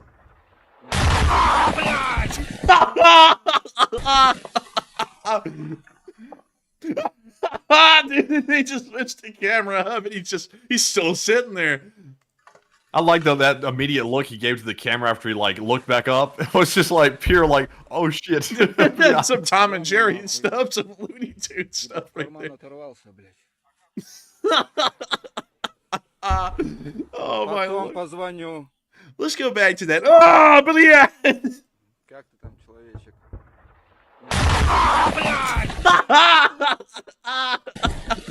Oh my Lord, I've never heard anything like that. But y'all need to clip this and turn this into a sound bit because this is great.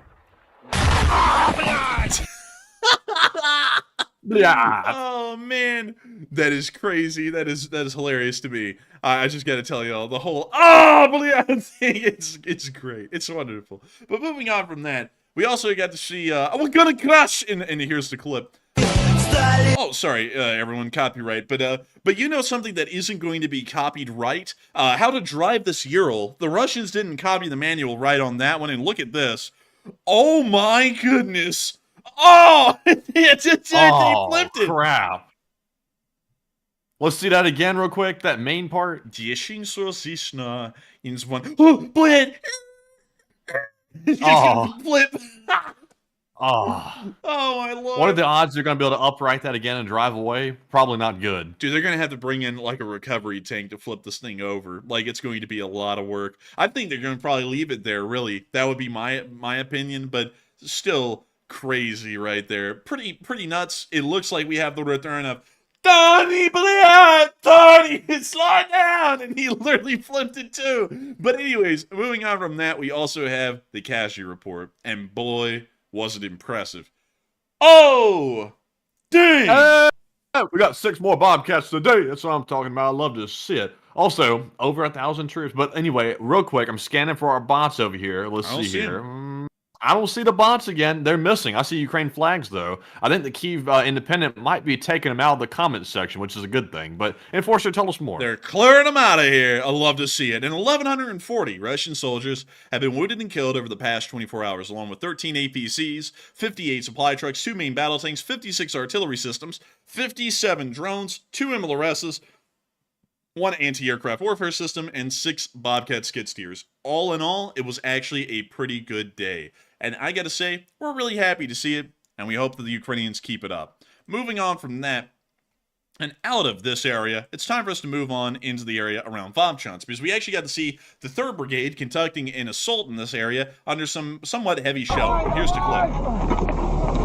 They're dismounting their M113.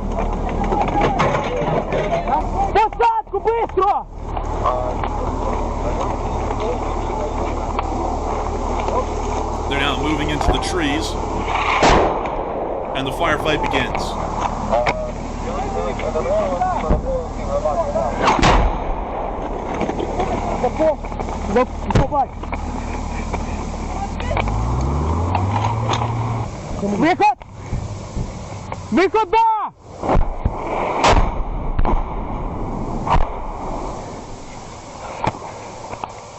Лагуна, я ризик, по нам ведеться огонь!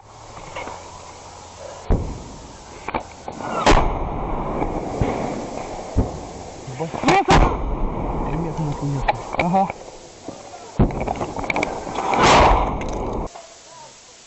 Трьохсотий лежить, блядь!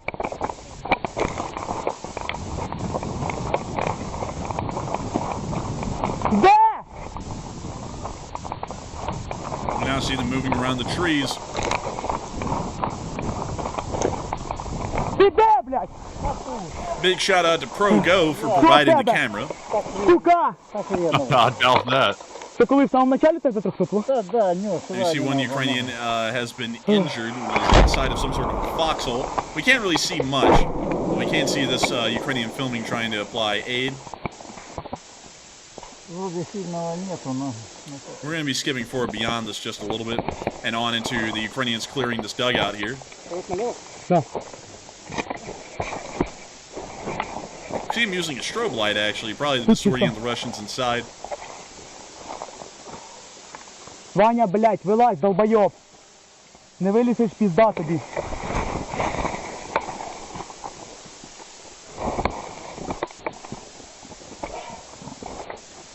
Чисто. Dang, that's rough to look at Keep right it there, correct, actually. I want to skip Сюди, past сюди, it. потеря. Yeah, we're going to skip past that. А то ж приду сам тебе его закрою, пидорас. Я тебе жду, давай, я тебе жду, шляпа. Давай, іди до мене, сучка, я тебе жду, блядь. Хватит в экран пялиться, Микола, приходи сюда. Сюда, блин. Таксі Яндекс, He has міжнародний. the card that says taxi Росія on it. і по Україні. Taxi!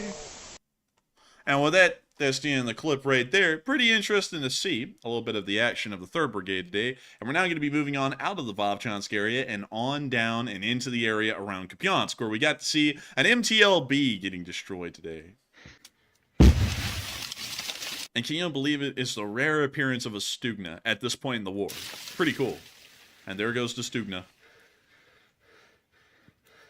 Є влучання, є Oh, and they влучання. got it. A dead-on hit to the fuel tank of all places. The MTLB is a roaring Заряджай осколок, inferno. мать його, в'єб. Перезаряджаємося, бачу. Підбили 2 одиниці, перезаряджаємося.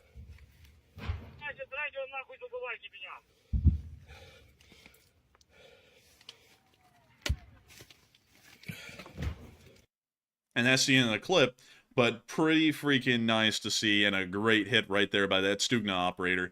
It apparently hit kind of a little low from what I could tell, maybe in between the track segments, and ended up slamming into the fuel tanks near to the rear part of the MTLB, setting the thing on fire immediately, and causing the crew, of course, to bail out because the MTLB turned into a literal moving inferno. But moving on from that and further down the line and into Kremenna, we got to see the Ukrainians also blowing up a little Russian warehouse today with the trap remix music playing proudly in the background.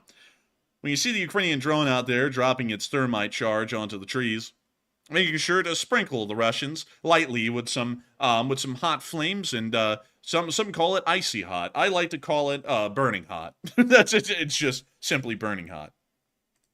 I like to call it seasoning. It's like Old Bay, but it's a little bit spicier. Man. Oh, who's that brand of sauce that says I put that on everything? Who says that, man? That's Frank's Red Hot, I think. Man, that's what the Ukrainians be like with these thermite drones, man. They'd be like, I put that on everything. Like, they put it on tanks, they put it on infantry. Just works for everything. Ukrainian Red Hot. I put that on everything. Man, I'm telling you what, man. I got to self-censor, man. I'm trying to self-censor again. You know what I mean? Like, really trying.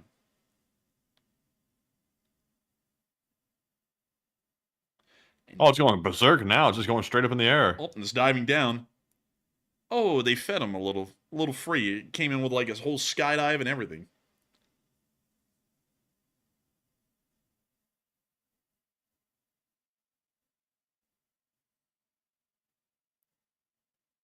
You see the drone here continuing to fly up in the sky above, dropping more thermite onto the unsuspecting Russians below. The Russians go, feed me more, I'm an arsonist. And the Ukrainians go, of course. And they give them more. The Russians like the flames, and they like the little sparkles that the thermite gives.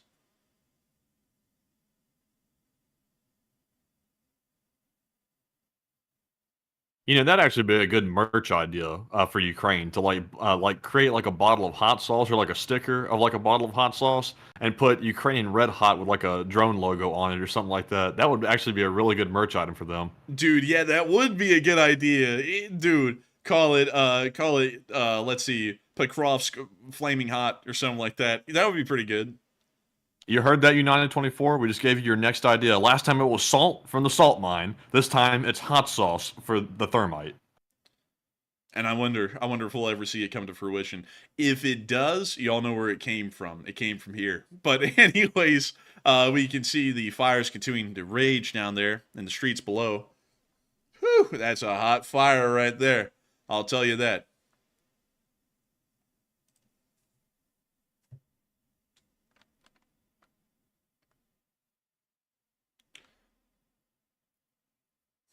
And someone said put on a shirt. I might put it on a shirt. I was thinking that myself. I just gave the idea to United 24 to do that. I'm like, well, hell, what about us? It's like we could put that on a shirt, like a bottle of hot sauce. So would like maybe put Enforcer Red Hot on it or something like that.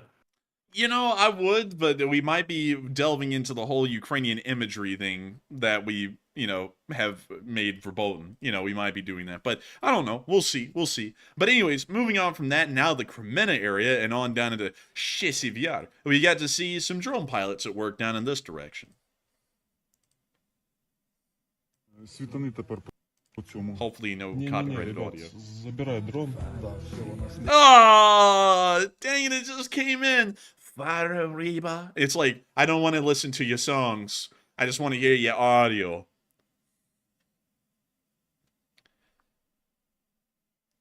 And Bobo Vasquez said, really? I'm 51 years old, and I never heard Rodney say it like that. But I'll take your word for it. Oh, man, I'm telling you, I get no respect around here. My famous punchline, oh, man, I'm telling you. And people don't remember me for it. Oh, man, I get no respect around here. You know what? I'm going to have to go pull that up now. You know what? I've been challenged. I've got to, let's see. Rodney Dangerfield. Oh, man. I'm telling you.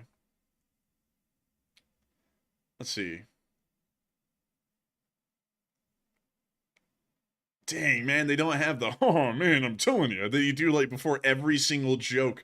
Dang it! Like, they don't have the individual clip there, but he would say it. He would say it, Bobo. He would. I promise you, because I remember listening to some of his comedy routines, and that was, like, the one thing I got out of it, is that in between every single joke, he would go, oh, man, I'm telling you. Oh, man, I get no respect around here. Oh, man, my mother wouldn't breastfeed me as a kid. She told me she liked me as a friend. And he would do that, and then he would go, oh, man. And then he'd move on to the next one, and he'd be like, oh, man, my parents, they hated me when I was growing up. My toys in the bathtub were a radio and a toaster. Oh, man. And then he'd move on to the next one. He always did. Live, laugh, toaster, bath. Yeah, exactly. But anyways, we also got to see an assault on a building at night inside the area of Touretsk from the 425th Brigade. And so here's the clip.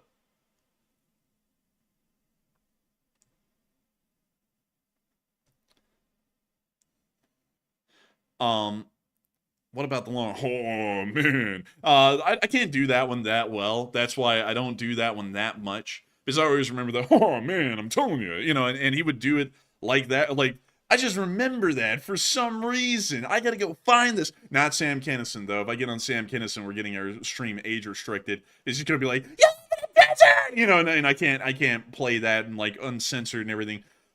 Oh my god, I gotta find this. Oh man, I'm telling you. Please tell me that they have it. They've gotta have it. I don't want to play any of the audio too much because. Oh, wait a minute. Maybe this is it. I tell you, my friend. Dang it, he didn't do it. He didn't do it right there. He said, I'm telling you. And like, I'd be dipped. It annoys me because I want to find this. Y'all can back me up, right? He would go, oh, man, I'm telling you. Like, he would do that. I don't know personally. I never watched the guy. Matty doesn't like him that much. I thought he was hilarious, me personally. Sam Kinison, Sam Kinison, it kind of depends what day of the week it is, because Sam Kinison sometimes is really funny or it's kind of grinding, really. You know that one comedian that goes, oh, which one I'm talking about? That laugh? I have no clue. Like, I have no clue. It's that guy, I think it's, his name is Rogan or something. It's, what's his first name? You know what I'm talking about. Wait a minute. Seth Rogen. Yeah. That guy. Oh my God. Yeah. That guy's so annoying. Oh my God, dude. That guy's laugh is horrendous, man. So it sounds like a car starting. It's like, I think he does that on purpose. Like, there's no way someone laughs like that. Like, that laugh is like, it's designed to make your ears hurt. Like, dude, I don't even know why. Imagine being in the scriptwriter room with that guy and he's like, Yeah, and guess what? Like the 90th movie ever, my character is gonna smoke weed.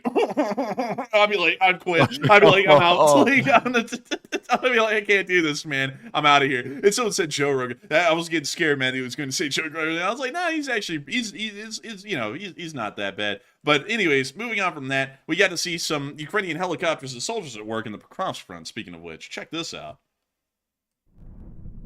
We got to mute that.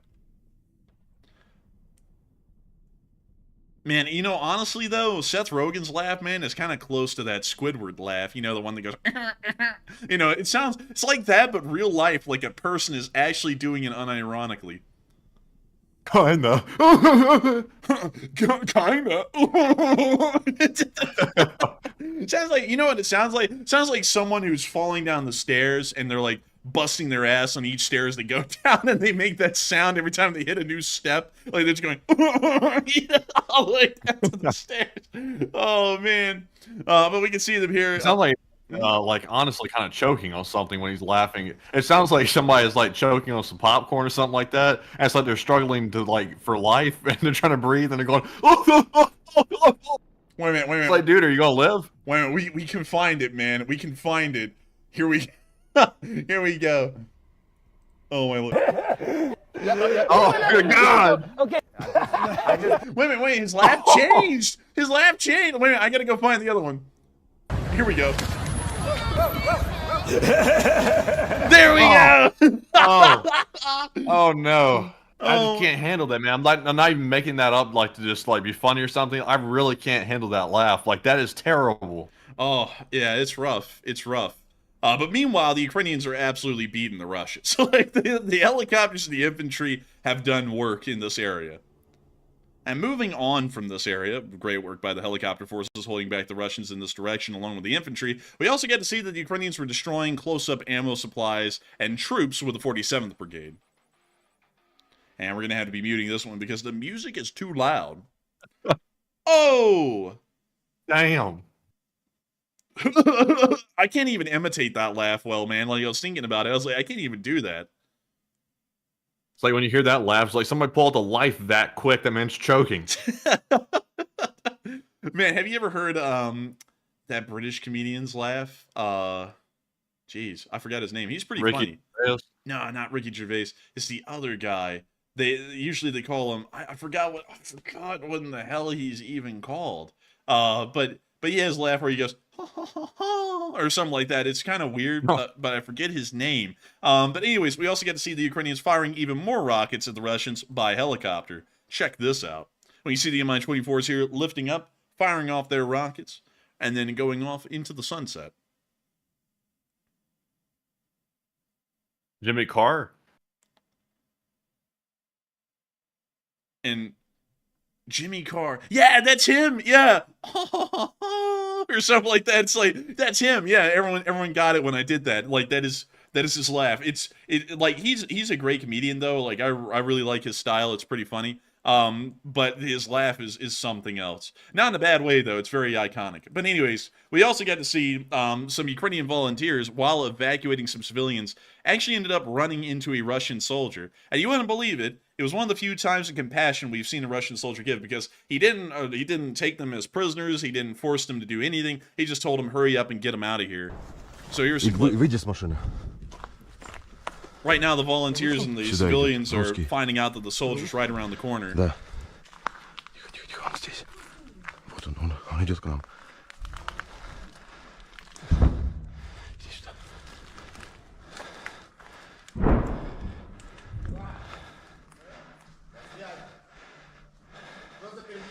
Волонтеры эвакуации.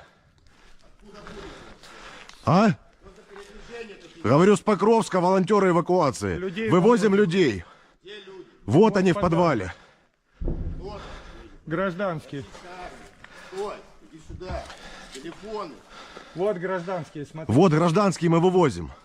Людей быстро грузим, съебываем. Да, поехали. Поехали. Быстрее, поехали. Pretty Там lucky that есть this went well. гражданские. Because that guy over there that was standing over there in the camo, that was actually a Russian soldier that had ended up moving up onto him. And instead of, firing on them or taking them prisoner or anything like that, he just told them to hurry up and get out of there. And so, very nice of him to actually do that. One of the few times we've ever seen compassion shown by a Russian soldier through most of the war. But moving on from that and a little bit further on down and into the area of Krasnoyarivka, we also got to see the 68th Jaeger Brigade destroying some Russians. Whoa, hey, is that cartoon music? Nintendo has a word to say. But we can see it's 68th here, bringing in the drone, bam, and hitting it right on the side. And also, JT, I used to do that sometimes. I haven't been doing that lately because usually it takes a little bit of extra time to include those and also annotate that I can't show them on stream. So I usually don't include those that much anymore. And also, anyone can access the map, so I don't want folks who may or may not want to see that ending up clicking on a link on the map and then seeing something like that. So that was also kind of the reason why I've kind of phased those out for now. We might bring them back, though. But moving on from that, we also get to see that a Russian transport ended up getting destroyed near Orozhene here in the south. Whoa, okay, that was a little loud, but we can see here the Ukrainian drone getting ready to destroy a succulent Russian truck. What are the charges? Destroying a truck? A succulent Russian truck? How dare you, sir? Get your hands off me. Get your hands off my steering wheel. This is the bloke who touched me on the steering wheel, people. Oh, man, he basically... Yes, I see you know your judo well. Good one. And you, sir, are you ready to flip a limp Ural or something like that? But anyways, moving on from that, we also get to see the Ronin, they're part of the 65th Mechanized Brigade, also destroying some Russian artillery in this area. Observe and enjoy. And we can't unmute this one. The Ronin always includes music. Yeah, as you can see. And so we can see here the drone creeping up. Should be very, very quiet. I'm hunting SPG-9s. Oh, wait a minute. Hang on. That's not an SPG-9. That's an E-20. And Defender Marcia said, Enforcer is in rare form tonight. I think it's actually because over, like, the past 2 days, I actually got sleep. Like, I've actually been getting, like, sleep. Because usually I actually have some problems sleeping these days, but I've actually been able to force myself to sit down and try and sleep. And so I think I've actually been getting some normal amounts of sleep, so I'm actually energetic, and I'm not, like, forcing the energy, which I kind of feel like I've been doing for a few days before this Monday and Tuesday. But you see them hitting it right there. Boom, baby, boom!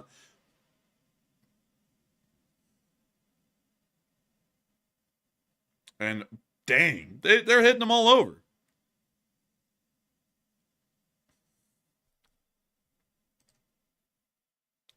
And Ham said, nice fake videos and modified ones. Well, my videos are real. Unlike some things on your mother. I hate to tell you that, but we can say, whoa, chat. Whoa, put an L in the chat for my boy Ham. The Ham just got executed. But anyways, we can see them here continuing to slam the Russian positions. These are the realest fake videos I've ever seen in my life. Man. That's what some people said about Ham's mother's certain parts. They said that's the realest, fakest I've ever seen, and they were like, oh. But anyways, we can see them blowing up that Buhaka down there.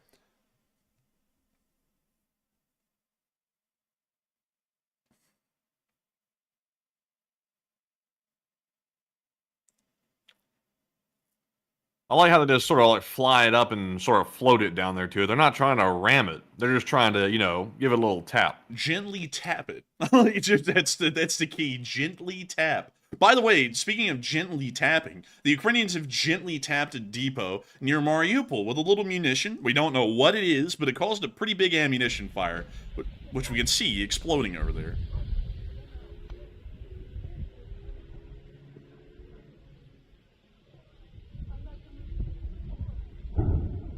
Oh, dang, thank you for the support, Andy L. And with that, that's the end of the clip right there, but a pretty significant fire and explosion right there. Moving on from Mariupol and on over into the area Kherson. We also got to see some Ukrainian units shooting down some Shaheds. Check this out. Так, є захоплення. No way. There's no music.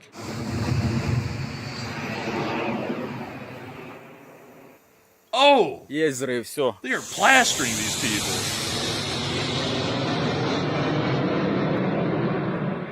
Ворожий шахід знищено. Dang. Oh, wow. That was a big damage on that one. Big damage. Very big damage. Long-lasting damage. And moving on from that, we also got to see on this side of the river an anti-aircraft gun. An MTLB with a Gush gun mounted on top. It's like a cherry on top. And they even got an iPad to work the thing with. What better could you ask for? But anyways, moving on from that and onto the southern side of the Kherson River, or the Dnieper River. Sorry, everyone. Bless you. Are you okay? Excuse me. I was coughing, actually. That's how I feel sometimes, Matthew. I'll be, but we can see them ramming this drone into this Orlan bled. Boop. And they just gently tapped it and then exploded. But nice to see, they still got it, and that's all that counts. But moving on from that and on out of the area of the Dnieper River, it's time for us to move on north and into Kyiv, because just a little bit overtime, but still a welcome return back to streaming. We do have the speech, while I'm about to start choking and coughing as well, from President Volodymyr Zelenskyy. And so, without further ado, here is the speech. I want a long-lasting speech, please. Long-lasting. It is only 4 minutes and 2 seconds long, but no English audio. And so, without further ado, here is the speech. Speech. Дорогі українці, українки, головне за сьогодні – доповіді розвідки, ГУР та Служби зовнішньої розвідки. Детально щодо наявних для України можливостей, а також загроз. Ми бачимо, які кроки планують в Москві. Ми будемо діяти відповідно саме так жорстко, як це треба заради України. І я хочу сказати зараз усім в світі, хто досі хоче якось там допомагати Путіну. Ми все зробимо не просто для захисту своєї держави і людей, а для реальної консолідації світу, заради сильних відповідей на розпалювання війни чи будь-яку спробу війну продовжувати. Абсолютний наш пріоритет – це справедливий мир.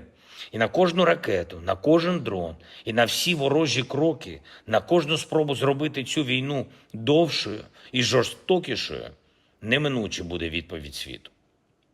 Ми забезпечимо необхідну єдність світу, як би це не було нам складно. І сьогодні офіційно представив я нового міністра закордонних справ України Андрія Сибігу. Зокрема, це буде одним з його основних завдань зараз – переналаштувати систему української дипломатії таким чином, щоб ми з партнерами могли значно активніше реагувати на виклики. Україну мають повністю розуміти в усіх країнах-партнерах, зокрема в Європі. Україні потрібні значно більш змістовні відносини і співпраця, ніж є зараз із країнами Латинської Америки, з країнами Африки, Азії. Ми маємо реалізувати увесь потенціал стратегічних відносин зі Сполученими Штатами і з усіма країнами, які є ключовими для своїх регіонів, але які ще не мають стратегічних відносин з Україною. Нам потрібен дійсно стратегічний рівень співпраці. І дуже важливо не лише не втрачати вплив на міжнародних майданчиках, але й активніше захищати інтереси нашої держави, наших партнерів і міжнародного права загалом. І це стосується інституцій ООН та всіх інших організацій, які можуть допомогти нам додати Україні стійкості та наблизити справедливий мир. І дійсно справедливий. Серед ключових пріоритетів року – другий саміт миру, а отже, максимально активна робота з усіма нашими партнерами в групах щодо пунктів формули миру і щодо спільного погляду на завершення війни. Я дякую всім в нашій українській дипломатичній службі, хто вже саме так працює заради пріоритетів нашої держави. І кожен, хто не дотягує до цього рівня, має вирішити, чи дійсно варто йому бути в системі МЗС. У цей жорсткий час війни українські дипломати не можуть собі дозволити легковажити. Ще одне. Сьогодні була доповідь головкома Сирського. Я дякую всім нашим воїнам, які тримають фронт на Покровському напрямку, які тримають Курахівський напрямок, які дійсно зберігають наші позиції, і ми наближаємо кроки партнерів, які можуть допомогти зараз. Головне – це рішучість. Рішучість українців більш ніж достатня, рішучість партнерів має стати значно далекобійніше. Також працюємо щодо логістики, вчасного постачання оголошених пакетів підтримки. Кожен день – це завдання, кожен день – це максимум зусиль. І обов'язково здолаємо окупанта. Дякую всім, хто допомагає. Слава Україні!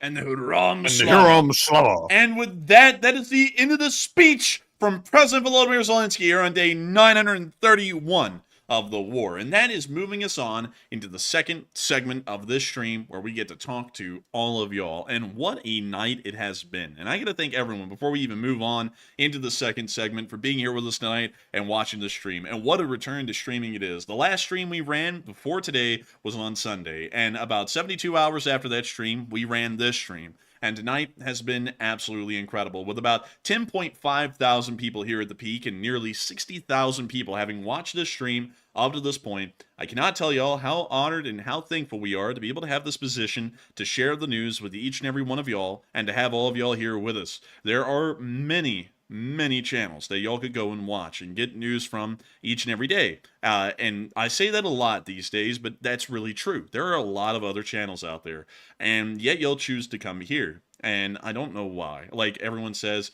there's reasons, but you know, there's other people who are interesting and entertaining. I just don't know why y'all come here. But I'm still entirely grateful and thankful, even if I don't really know the real reason why, that y'all are here. And I thank y'all all once again for having been here with us tonight. I hope that y'all stick around, because the next segment is about as fun as the first one, because we get to answer all kinds of questions, go down all kinds of fun rabbit holes, and we just get to have a fun time. But the news ends here. Like, we are not covering news for the rest of the night. Now, we will be answering some questions that pertain to the news, but don't be expecting news beyond this point. So if you come in here and you say, "Where's the news? Get to the news!" It's going to be sad, because it's not news anymore. It's just a question segment and getting to chit chat and have fun. And so with that, Matthew, while he says he's lagging, take it away.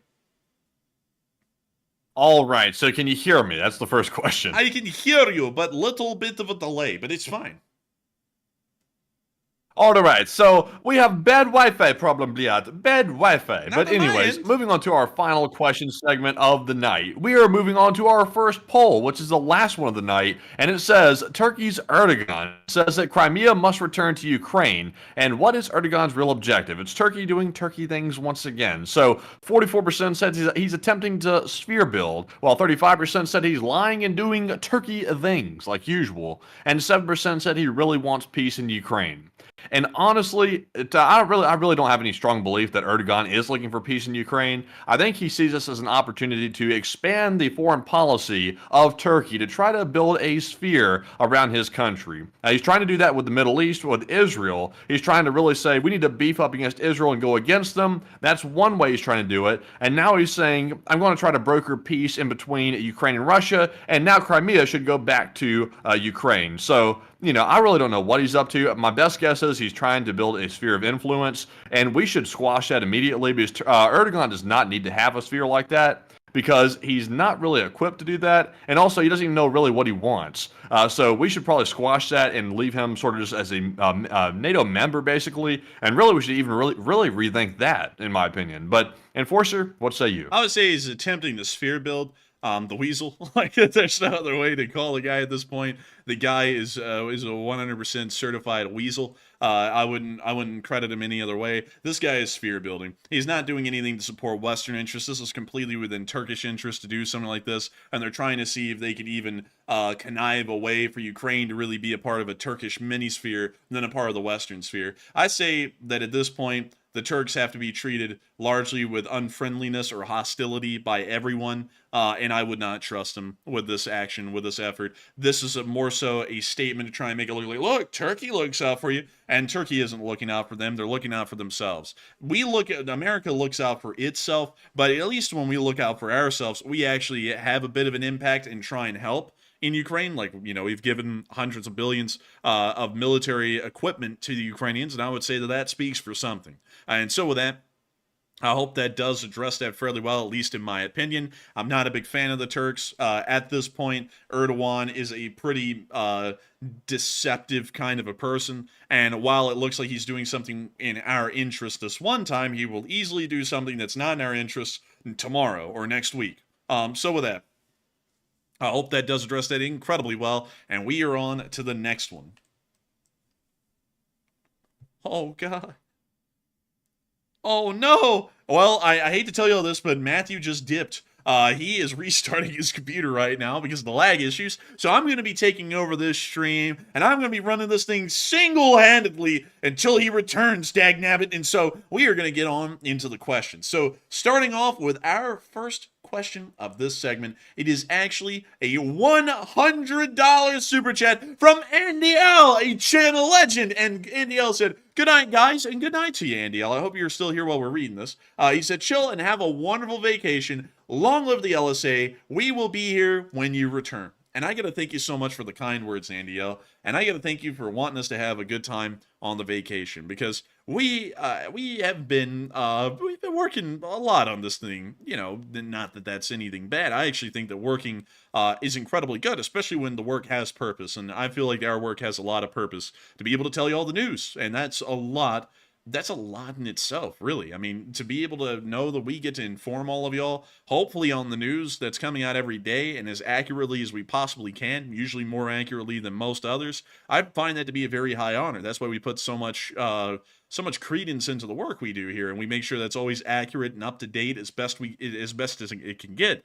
And I got to thank you so much once again for wanting us to take a vacation. We're going to have a fun time. I will tell you all this once again. I got to hammer this home because these are the last 3 days before we leave. We will not be running streams from September 14th to September 18th. So those days, do not expect a stream to be on air. We will be back on the 19th. We will be back here in Alabama on the 19th. I'm not really sure if we'll be able to run a live stream on the 19th.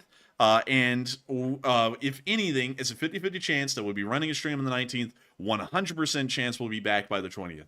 So I want to make sure to put that out there again for everyone. Spread the word if you can. This stream will not be running from the 14th to the 18th, and possibly will not be running on the 19th.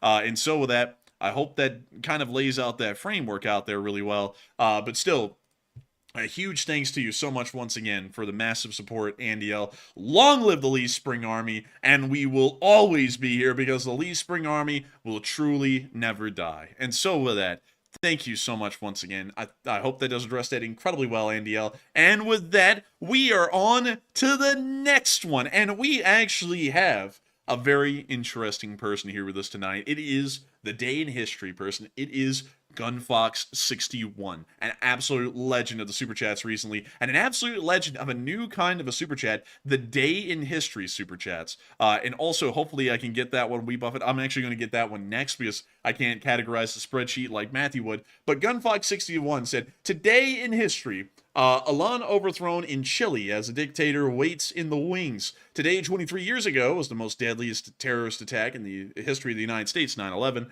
The death toll reaching nearly 3,000, marking the start of 20 years of war in the Middle East." And also, question to the chat. And I got to thank you so much for that massive support and helping this channel to keep on running, GunFox61, and helping this thing to be possible. Because if it was not for folks like you, we wouldn't have been able to be here for a while, and it really is a day in history. 9/11, probably one of the most important days in the 21st century so far for the United States. And also, a very interesting thing to know that Allende was overthrown in Chile this day. I don't really know a lot about Chilean politics beyond Augusto Pinochet, who was another dictator in Chile during the 20th century. But still, fairly interesting here, and I got to thank you so much once again for the support, GunFox61, and helping this channel to keep on running, and of course sharing another day in history. And we will make sure to get a question from the chat, and this question goes to Bobo Vasquez. Let's get a question from the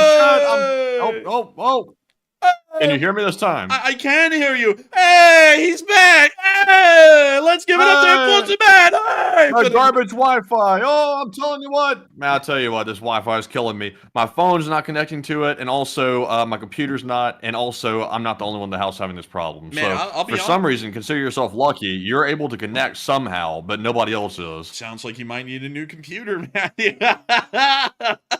Oh, we need a new phone, new Samsung, new Apple, new everything at this point. Man, your computers have no mindset, no vision, no passion. And I'm still lagging. Oh my lord, it's fine. We'll deal with it. But right now, Garbage Wi-Fi. dang man. But right now, if you want to, we're on the live chat from Bobo Vasquez. And also another thing, before you read that, I have not been able to put Wee Buffett's or Wee Buffet super chat into the spreadsheet. So just letting you know that, because that one is out there and we have to get it. But go ahead and read off Bobo Vasquez if you want to, Matthew.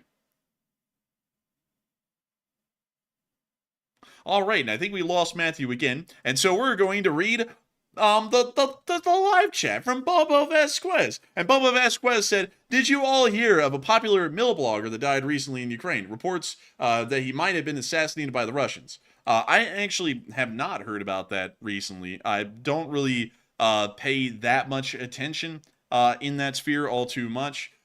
So that's very unfortunate to hear that someone may have died, maybe from a possible assassination, and we will be trying to figure out some more information on that if we can, because of course we're always in a little bit of danger doing what we do, not just from pro-Russians and the Russian government, but specifically from Hot Dog Man and his violent, angry group of people that's apparently shrinking now about 100 every day, which I'm very happy to see. Hopefully his channel eventually fades into obscurity. But still, that is something I will look into a little bit and try and see if we can find out some more info on it. But with that, I thank you so much once again for sponsoring that live chat, Gunfox61, and helping this channel to keep on running. And with that, we are now moving on to the next one, which is a $50. We are moving on to our next one. So let's see if it can actually hold together and get the signal right this time. So this one goes to Scott Milan, who puts in a $50 donation, and huge shout out to Scott for that support. Oh, can you hear me still? Yes, I can. I thought we hadn't put Wee Buffett into the spreadsheet yet. So please go ahead.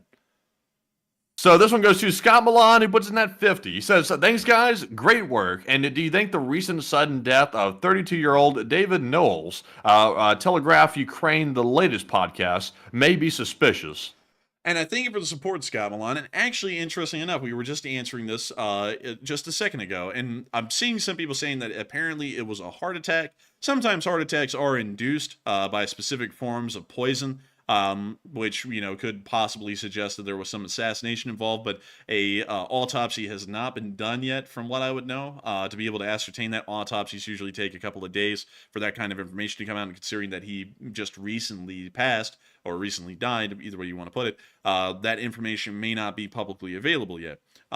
It may be suspicious, it may not be. Some people do just die of heart attacks, and that's actually been happening a little bit more recently than normal. People just suddenly dropping dead of heart attacks. So you never really know. I mean, it's a bit of a fact of life that there can be natural causes out there like that. You know, perfectly healthy people sometimes just drop over dead, really for no reason, and it literally is just as innocent as it seems. They just died, and that was that. Unfortunate to hear, but we will be trying to find out some more information about it. At the moment, though, we don't really have anything to suggest it is suspicious. It could have just been an unfortunate, untimely death, but not due to any form of artificial or clandestine means, to put it that way. And so with that, thank you so much once again for the support and helping this channel to keep on running. I hope that does address that well. If we were ever in any kind of danger, I want y'all to know we kind of accepted the risks doing this, and if anything happened, don't feel too sorry, because that's kind of what we signed up for doing this. I'm not going to be, you know, acting like we're some kind of a hero or a martyr or anything. You know, that's we kind of accepted that that might happen doing this. You know, someone might get pissed off enough, they might off us. So, you know, it'll be sad, sure, but, you know, don't make it like, oh God, like, you know, and I'm not going to go around acting like that either, because it is what it is. Like, you know, it's kind of like, to me, it's kind of like signing up to join the army. Like, if you sign up and join the army, you inherently know there's the risk that you may be sent overseas, deployed, you may get shot, injured, or killed. kind of like with us here, there's the chance we could piss off someone enough, not even the Russians. It could just be some random lunatic that they come and kill us. But, that's just kind of the risks you face in doing this kind of a thing. Nothing really to, like tout over people's heads. It's just kind of a fact of what we do. But anyways, with that, I hope that does address that incredibly well. Thank you once again for support, Scott Milan, and helping this channel to keep on running, because if it was not for folks like you, we would not be able to make this thing possible. And so a big thanks to you once again. And with that, we are on to the next one. All right. So, Enforcer, first question, how am I sounding now? Am I sounding clear? Am I coming through? Sounding wonderful. I feel like we're in a sound studio right now trying to figure out what the audio levels are like. But it sounds great. I don't even think there's lag. Here's the deal, folks. Here's how bad the Wi-Fi is. I don't recommend Spectrum because I'm currently on my phone's mobile hotspot right now, and it's running so smoothly. It's like the world's never seen before. The world's best Wi-Fi or something like that. Some people say it's the best.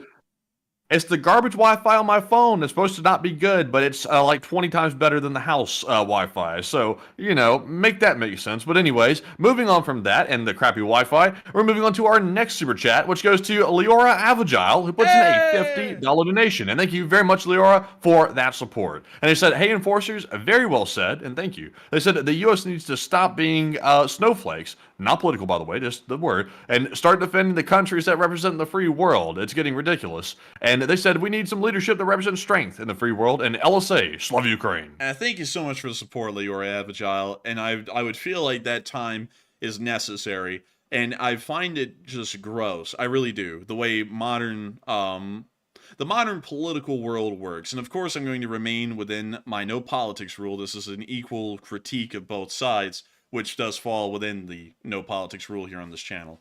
And I'd have to say that I don't see a position of strength being touted from either side. Here's what I hear. I hear, we're going to make sure that America's strong and America's respected. And we're going to make sure that America's respected by giving everyone everything that they want without a fight, because that'll make people like us. Or the other side, America's strong and America's respected, and then they don't follow through with actually doing anything, and they leave everyone to the wolves and they let them die. And it's one way or the other. Both of them are positions of weakness, in my opinion, and I find them to be pathetic. And I find that it's pathetic that both sides try and package this form of weakness, this cowardice, and say that this is a position of strength. We are strong. We are proud. I don't see a single time when I'm covering this news a position of strength that the United States exudes. And so I know that when one side says it, because they're the side that's in charge right now, that America is more respected and stronger than ever before, I'm like, really? Because the Russians keep bombing the Romanians, the Polish, and now the Latvians, and I haven't seen us do anything or even say anything about that. The Iranian proxies are still attacking Israel right now, and we're telling them they have to give any kind of appeasements whatsoever just to get this thing over with and get it on the road and just end it. And then we don't even hear anything at all about Taiwan and China from either side. And then the other side says, the other side that's not in charge right now, to get on over to them, then they say, we're going to be in a position of strength where America is respected. Instead of pursuing our objectives and actually getting what we want in Ukraine, we're going to just give the Russians whatever they really want so that way we can get peace. Because peace it must be attained at all costs. Or in the Middle East, we have to stand with the Israelis, but there's really no way that we are. And what are we actually going to do? Because I don't hear anyone saying we're going to actually directly do something to Iran and put so much pressure on them they'll make their proxies back off. Haven't heard that. Haven't heard any solution to the Houthis. I haven't heard any solution to Hezbollah and Hamas. So the other side has absolutely nothing going on in the Middle East beyond the statement. And then in East Asia, we don't hear anything. Nothing from either side. Literally nothing.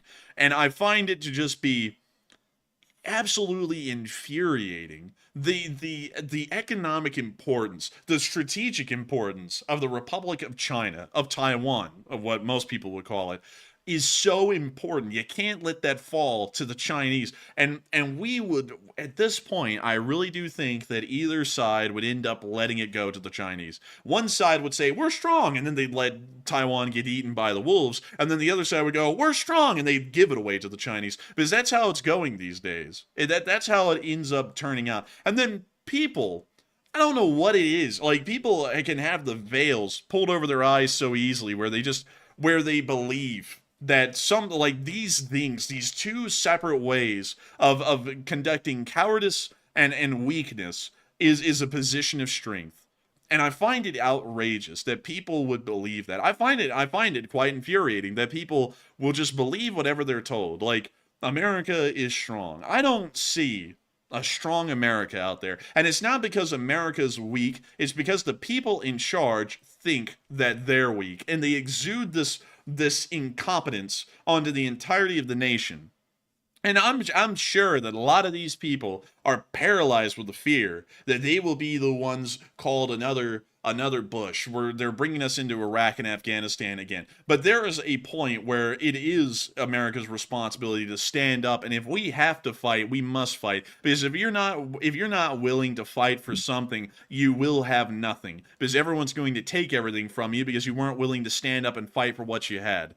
That's the problem with the country these days, is it's not the people, it's not the nation, it's the paralyzed people at the top, all of them, who keep on getting elected, who are just too damn scared to sit there and say some things are worth fighting for, and fighting for what this nation has built around the world, and what has given us the kind of success that we have in this modern day and age. That is worth fighting for. That's worth every citizen fighting for. That's what we should be hearing. That's what we should be acting on. Because the Western world, the NATO alliance that we built is worth fighting for. It's worth defending.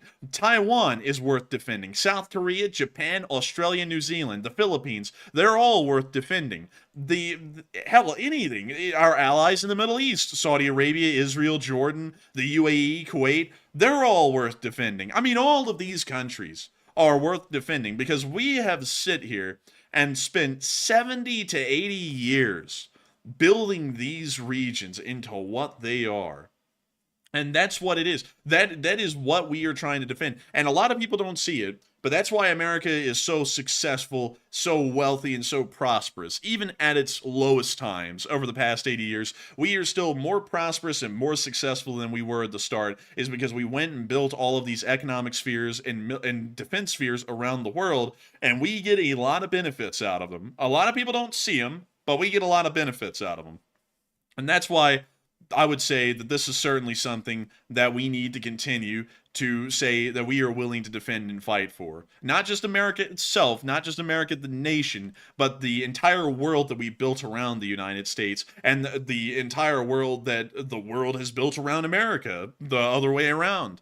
You've got to be willing to fight for what you have, or you will have nothing. And then at that point, you can't even complain because you gave it all up without a fight. You can't even get it back at that point. And so with that, I hope that does address that fairly well. And with that, I thank you so much once again for the support. And with that, we are on to the next one. And thank you so much once again for agreeing with that. I thought it was pretty okay put. I always think I could do a little bit better with that kind of stuff. But I thank you for saying that was incredibly well put, Leora.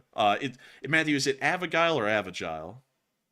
I've never been clear on it, so I was going with Avigile. We've gotten like 3 corrections on that, and for some reason, I keep on thinking it's one or the other. Like, I'll say one, and they'll be like, wait a minute, no, I think it's the other. So thank you so much for the support, Leora. I don't want to get the last name wrong, but still, it's huge thanks once again for the support and helping this channel to keep on running. And with that, we are on to the next one. All right, and our next super chat is going to go to We Buffett, who puts in a $50 donation. And thank you very much, We Buffett, for that support. I said, the reason we chose you guys is because you give us the real news and tell us what's actually happened and not the lies. And plus, you guys are super funny and you give us the most information and you guys make jokes about the Russians and always make us laugh. And thank you very much, Weeble Fett. We try to get the real news out there as fast as we can. We also throw in a couple of jokes. Sometimes we're trying to be funny, and sometimes we're just, kind of naturally funny, I guess you could say. But thank you very much. And Enforcer, what say you? And I got to say, thank you so much for the support. We Buffett. And he went, hey! And also, it's Avigile. Thank you, Certain Def, for putting that in. It's Avigile, not Avigile. Why do we keep saying it? I'm going to have to literally make a note. It's Avigile as in guile. I'll have to make that note. But beyond that, I thank you so much for the support. We Buffett, and also thank you for the kind words as well, and thank you for saying that you picked the channel because we give the real news. I like to think that we actually give the real news. Of course, it has a Western leaning and a Western bias to this. This is a pro-American, pro-Western channel, but I like to feel that we actually do give some pretty accurate analysis. I mean, we've given a decent bit of accurate analysis that ended up being true well before we actually got verification of the analysis and its accuracy. Like, for example, saying the Ukrainians stopped the Pokrovsk offensive. We put that out 12 hours before Zelenskyy even announced that.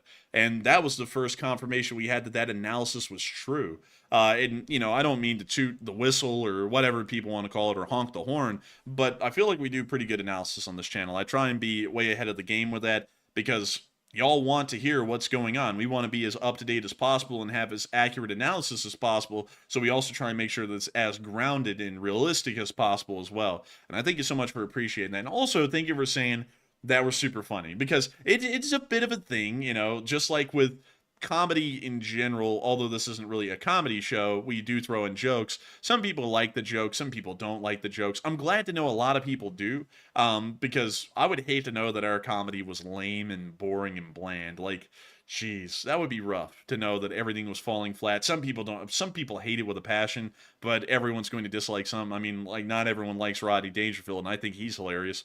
But still, I thank you so much once again for those kind words and really enjoying the jokes that we make and the information we give, because I feel like it's a very unique way this channel exists. We're one of the few that actually tries to go through this thing a little bit lighthearted.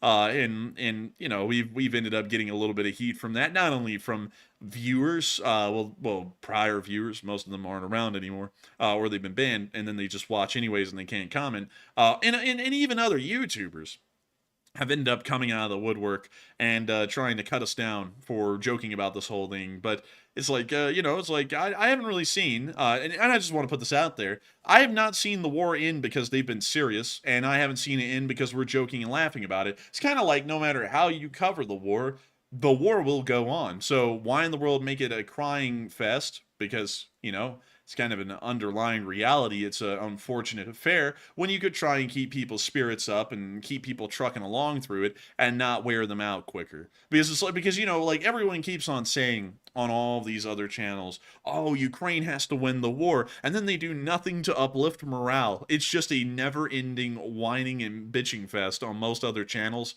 about how Ukraine's losing, or it's all lost, or it's terrible and it's so sad. And it's like, so you want Ukraine to win, but you're going to completely destroy their morale, where just on the willpower side, they're going to lose a lot quicker. It's like, that makes no sense to me. You know, if you want them to win, you would actually try and keep some high spirits. Like, yeah, it's rough. Sure, it's rough. Wars are tough, and people do die in wars. It's what happens. But if you want to keep people going in it, you gotta have a little bit of humor to keep people going, or else people are going to flake out, or worse, they're going to completely give up because they don't even have the will to keep going. People just don't get it. Like, I don't know how they don't get it. Like, I think it's that too. Like, the best thing I could say is that it's virtue signaling, because I feel like this channel virtue signals in its own way, because we virtue signal that we want them to win, and so we keep joking, we keep the spirits high, even sometimes when it's getting rough, because we want them to win. And I feel like that's kind of virtue signaling in a different way. But I don't really like the way most people virtue signal that, oh, I love Ukraine and I want them to win the war, but I'm going to tear everyone's spirits down every time I can and remind everyone that this is horrendous and atrocious and it should stop. And it's like, does it not even register in these people's minds? The only people they're talking to is a pro-Ukrainian audience, so the only thing they're going to be thinking that is, if anyone can stop it, it's going to be them, the Ukrainian side, instead of the Russian side. It's like, I don't think they ever think that, because that's what I usually think when I come to that whole argument in my head. And I'm like, why the hell would you ever tell anyone on the Ukrainian side, yes, we need to win the war, but y'all need to end it, it's suffering and madness? It's like, we know. It's like, we know that's the truth. But if you want to keep people going, it's like, yeah, it's bad, but there's a light at the end of the tunnel. We have to win, and winning is the light at the end of the tunnel. So let's keep our spirits high until we win. You know, like, that's how I work around it. But anyways, with that, I hope that does address that well. Huge thanks to you once again for the support. We Buffett and helping this channel to keep on running. And with that, we are on to the next one. All right, so our next super chat here is going to go to Live Laugh Toaster Bath, a channel legend, by the way, and they threw in a $31 donation. And thank you very much for that support. And I said, good evening, enforcers, and missed you guys yesterday. I hope all is well, and take one from the chat, LSA. And I tell you what, Live Laugh Toaster Bath, If I could get my time back from yesterday. By the way, we didn't take the stream off because we wanted to go watch anything or anything like that. We simply took it off because we knew we would be competing with a large national event, which was going to steal a lot of the viewership away. And a lot of people probably wouldn't be watching anyway. So we figured let's call it a night, and we'll just start it up tomorrow and cover all the news tonight. So it turned out to be something that I wish I could get my time back on, to be perfectly honest with you. But thank you very much for the support. But Enforcer, what say you? I thank you so much for the support, Live, Laugh, Toaster Bath. And I got to say, I missed y'all a lot yesterday. We had a really big debate behind the scenes leading up to last night's show. What should we do? Should we cancel the show or should we not? And we largely both came to the conclusion, look, it's going to be better to cancel the show. Everyone's going to be watching this thing. And everyone knows what it is. I'll just tell you all what it is. It was a debate. It was a presidential debate that was on TV. And so we were like, we have to cancel the show. Everyone in the damn country is going to be watching this thing. Like, whether people even like it or not, they're just going to watch it just for the raw entertainment value. So we canceled the show. And because of that, we had nothing to do, so we ended up watching it, and oh my god, oh my goodness. If y'all wanted me to, I could try and step in and run, but sadly I'm not 35, so I can't run. But yikes, that was a tough one all around. I don't think anyone could really say that was a good one unless you're lying to yourself. That was bad across the board. Like, I don't know about y'all, just making sure to keep the no politics rule, so I'm going to equally critique both sides. But did anyone hear, like, a single policy point? Like, I didn't. Like, for 2 hours, I didn't hear a single one. It was like listening to Putin ramble. I was like, is there, like, an actual end to this? Or is everyone just saying shit to run the clock down? Like, I don't even know what was going on. They're eating the orcs. They're eating the orcs. They're eating Kim Jong-un. They're eating everyone. And oh my lord. Like, listen, y'all. Like, yeah, that was a bad one. That's all I can say. I'm keeping it fair because honestly, that's how I saw it. Like, I'm not even lying. That was tough. I mean, damn. And then I sat there and think, dang, that's the two options for running this country. Like, America's going to be America. I still love the country and I'm proud of it no matter what happens, but it's like, damn, that's rough. Like, either way, it's going to be tough. It's going to be a little bit of a difficult time. Still love the country. I love the citizens of the nation, and I love the idea of the United States of America and everything about it, really. But when you look at that, it's tough to not be discouraged about the fact that there's just I see. Like, not only in terms of foreign policy, which we talk about a lot on this channel because we talk about war and what America's posturing should be, but on domestic policies as well. It's like, geez, I mean, like, can anyone actually tell us what they're going to do? I mean, there's a lot going. Look at that boiler. Yeah, look at that boiler. I mean, could anyone actually tell us though? And no one could. I was really disappointed in that across the board. But anyways, with that, I hope that does address it well. By the way, I'm not putting it out there. Because I know someone's going to come in here because I'm saying, dang, I'm disappointed by both options. Someone's going to say, oh, you must be an independent. No, I'm not an independent. I'm not anyone. I'm just telling y'all what I saw. Like, I would be honest with you. I would be for whoever was competent. I'm not seeing any competency. That's what I'll say. That will be my take on it. So I hope that's a fair critique. Everyone can kind of rally around, or everyone can just agree to disagree on. But I watched it and I was not impressed with anyone. But anyways, with that, we are on to the next one. And our next one goes to Jocelyn White, who puts in a $25 donation. And thank you very much, Josh, for that support. We appreciate it. Wait, Matthew. I'm sorry we can't get to Jocelyn White yet. We didn't get the Live Live Toaster Bass live chat. Oh, so we'll return back to Josh's super chat. And real quick, the live chat question sponsored by Live Laugh Toaster Bath is going to go to Bruce Lee, who said, how many towns and villages does Ukraine control in Russia right now? They control somewhere a little over 120. It's in the 120 somewhere. I think it's close to 123 settlements are controlled inside of in the Kursk Oblast right now. We don't know if that's increasing or decreasing. We actually think that's stabilized to this point. It's going to remain that way for a while. So around 124 from what I know. And so with that, I hope that does address that incredibly well. And with that, before we move on to the next one, which is from Josh and White, saw Miss Disa say, you're stuck with someone regardless. And isn't that the sad, like I'll be honest, isn't that the sad thing about it? Like, you just got crummy options across the board. I mean, there's nothing really to do about it at this point. The election must be held, you know, and the primaries are over. So it's like, dang, that's tough. Like out of all of the options that we could have had, I feel like we ended up with pretty bad ones. Like I feel like the candidate pool these days, really across the board, has ended up getting down to rock bottom levels. I mean, you're scraping the bottom of the barrel around here, and It's pretty low. Here's what I want though. I want to be able to hear whoever it is that is speaking, whoever the candidates are. I just simply want to be able to hear them talk. If they're going to lie, let them lie. If they're going to tell the truth, let them tell the truth. I just want to hear what they've got to say in its raw form. And I think maybe they should go back to the Presidential Debate Commission and let a non-biased party operate the debates again. Because I will say that this is not partisan, by the way. I don't think any moderator or journalist should be stepping in to say anything. They should simply ask a question, let them spew what they're going to spew, if it's bad, good, or whatever, and move on. Because, you know, I didn't really get to hear much of anything from either one because it was sort of like being a little bit biased, if you ask me. Not trying to get political, it was. The journalist should not be stepping in to start debating people. That's not the way it should happen.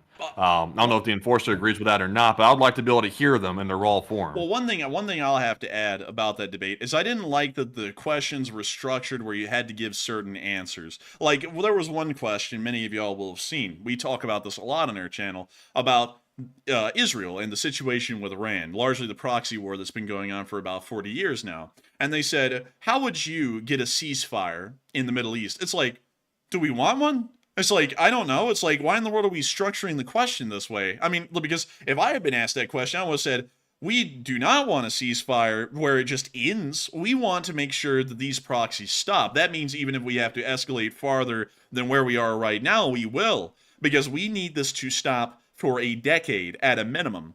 We don't need to sit here and get a peace agreement that will be an uneasy peace directly with the proxies in Israel that will last 3 years. We need to go straight to Iran and put so much military pressure on them, they panic and tell the proxies, listen, if y'all don't back off and stop for at least 10 years, we're going to have the roof caved in here in a minute. Like, that's the way I would have answered it. And there was no question that was worded where it was open-ended. Like, I didn't like that because it almost like corralled everyone to give a specific kind of a response on a specific like track, you know, like you didn't allow for like real points to be, but it's not even like that mattered really, to be entirely honest with y'all, because no one even brought up the policy points on what they'd actually do. Yeah, so it's like, what does it matter?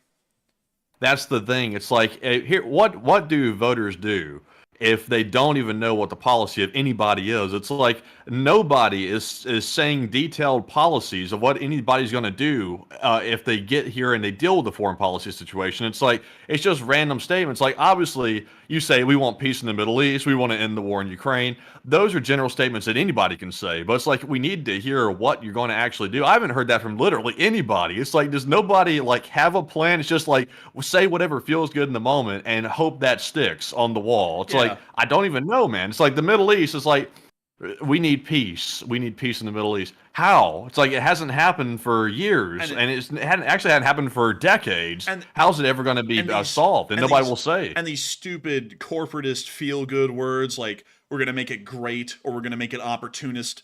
All this bullshit. Like, it's just packaged shit. That's what it is. Because you don't ever hear anything about, here's what I'm actually going to do, which you would have heard like 50 years ago. Well, you would have actually heard it. But nowadays, you really don't get any substance to what you're actually voting for. You just get, do I want it to be great or do I want it to be opportunist? Which is literally the same thing when you think about the words at their basic level. You're just voting for nothing, really. And it's like, can we actually get policies? Like, someone's asked, what are you going to do with the economy? And they go on for 2 minutes on nothing about the economy. They go on, I grew up middle class. Like, that is like the #1 big hit thing that everyone says. I grew up as just a normal person like every one of you. It's like, I don't want to hear that. It's like, I don't care if you were poor or you were rich. I just care about your policy points. And everyone does that. Like, you know, I got a loan of $1 million, or I grew up middle class. It's like, I just don't care. It's like, I just want to know what your policy point is. I don't care how you grew up. I just care if you actually have a grasp of the problem and can fix it. And no one can. Like, no one can come up with that. And that's why I want to run for president, because I would actually tell you all what the plan will be. Like, if you ask me, what is the plan in the Middle East? I will tell you, we are going to get Iran to stop with the proxies. We will do anything within our measure to stop them. There will be no limits. If we have to go to bombing the Iranians directly, that's what we'll do. But we are going to get this thing stopped for at least 10 years. Or hell or high water, we're going to keep going until we do. Like, that will be my answer. What about Ukraine? We are not going to be going for a peace with the Russians. Like, we are not going to be trying to drag out this war endlessly, but we're also not going to be trying to go for peace at all costs and end up conducting appeasement. We are going to continue to supply and arm the Ukrainians until the Russians eventually cave to where we can get a peace agreement that is amenable for us. Specifically America. Ukraine may not be happy with it in the end. We may have to end up giving something to Russia, like the Donbass, but we will get Zaporizhia, Kherson, and Crimea guaranteed, and we will keep the war going until that agreement is amenable. Those are the kinds of things that I would say. You wouldn't hear just filler like, we want them to win. How long will that take, and what are the acceptable parameters of winning? What is winning? You know, like, or what is losing? What are we giving up? You know, like, you just don't hear any of that. I don't like it. But anyways, with that, I hope that kind of does address that fairly well, at least in my opinion, of what I would do. But sadly, if y'all like what y'all are hearing, y'all would have to wait until about 2040 to vote for me, because then I'd finally be old enough to run for president. And then even so, I might not be that popular, because I'll be a little bit too frank and straightforward, and that makes it kind of easy for people to try and pick it apart and try and destroy it before you can even get to becoming the candidate. But anyways, with that, we are on to the next one. But huge thanks to everyone once again. So with that, what do we got, Matthew? All right, so moving on to our next super chat. We have that one from Josh. That was a $25 donation, and thank you very much, Josh, for that support. She said, for the vacation fund, and take one from the chat, and Slava Ukraine. Hey, and thank you so much for the support, Jocelyn White, and helping this channel to keep on running. And thank you so much for supporting the vacation fund, because we are going to have a really good time. Like, I keep saying that, and all y'all are going to find out why I keep saying that when we come back. We're going to be like, oh, that was a very enforcer thing to do, and it is, but it's going to be incredibly fun. And so with that, thank you so much once again. We will make sure to take one from the chat, and Slava Ukraine, and long live the Lee Spring Army. So what do we got, Matthew? All right, so this question goes to Sax2, who says, why is Britain opposing one dictator whilst inflicting another one? Let's see here. Is this political? Can you tell, Enforcer? Let's see here. Let me climb up to it. I think it might be now that I'm reading it.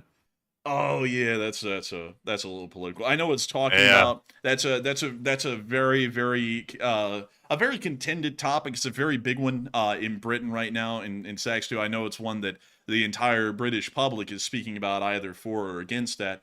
But sadly, that does fall under the domestic politics rule on this channel. And to speak about it, I would have to pick a side and say that either that's acceptable or unacceptable, and that would violate our no politics rule. So sadly, I can't answer that one, so we'll have to take another one. But still, Saxtu, interesting question, just that we can't talk about it here on this channel. So what do we got for another live chat, Matthew? All right, so this one goes to Butchie the Crouton, who says, how would the U.S. respond over a suicide drone accidentally flying over the Bering Straits toward Alaska? Let's see here. How would you respond over accidentally? I would shoot it down. I mean, there's no question about it. Well, of course, as long as it's within international airspace, there would be no response. But F-22s from the Alaskan Air National Guard would immediately be scrambled, and they would be given orders that once that drone crosses the airspace of the United States and it's in American airspace, that drone is to be shot down immediately. There will be no hesitation. We will not be allowing it to fly somewhere. We will not be allowing it to blow up on American territory. Its debris will splash down into the sea near no one, and that will be the end of the story. If the Russians want to make a problem about it, they can get a problem. We'll give them a problem for that, but they're not going to be flying bombs into American skies, period. That's completely off limits. It's completely off limits for our allies. If they did that to the Canadians, I would 100%, hell, I would be on the horn telling them to shoot it down. I'd be like, y'all have to shoot it down. This is a matter of NATO security and our sovereignty, your national sovereignty in particular. You have to shoot this thing down, and we will back you up if you make that action. That's what I would do, because it's like people are going to say, what if you escalate?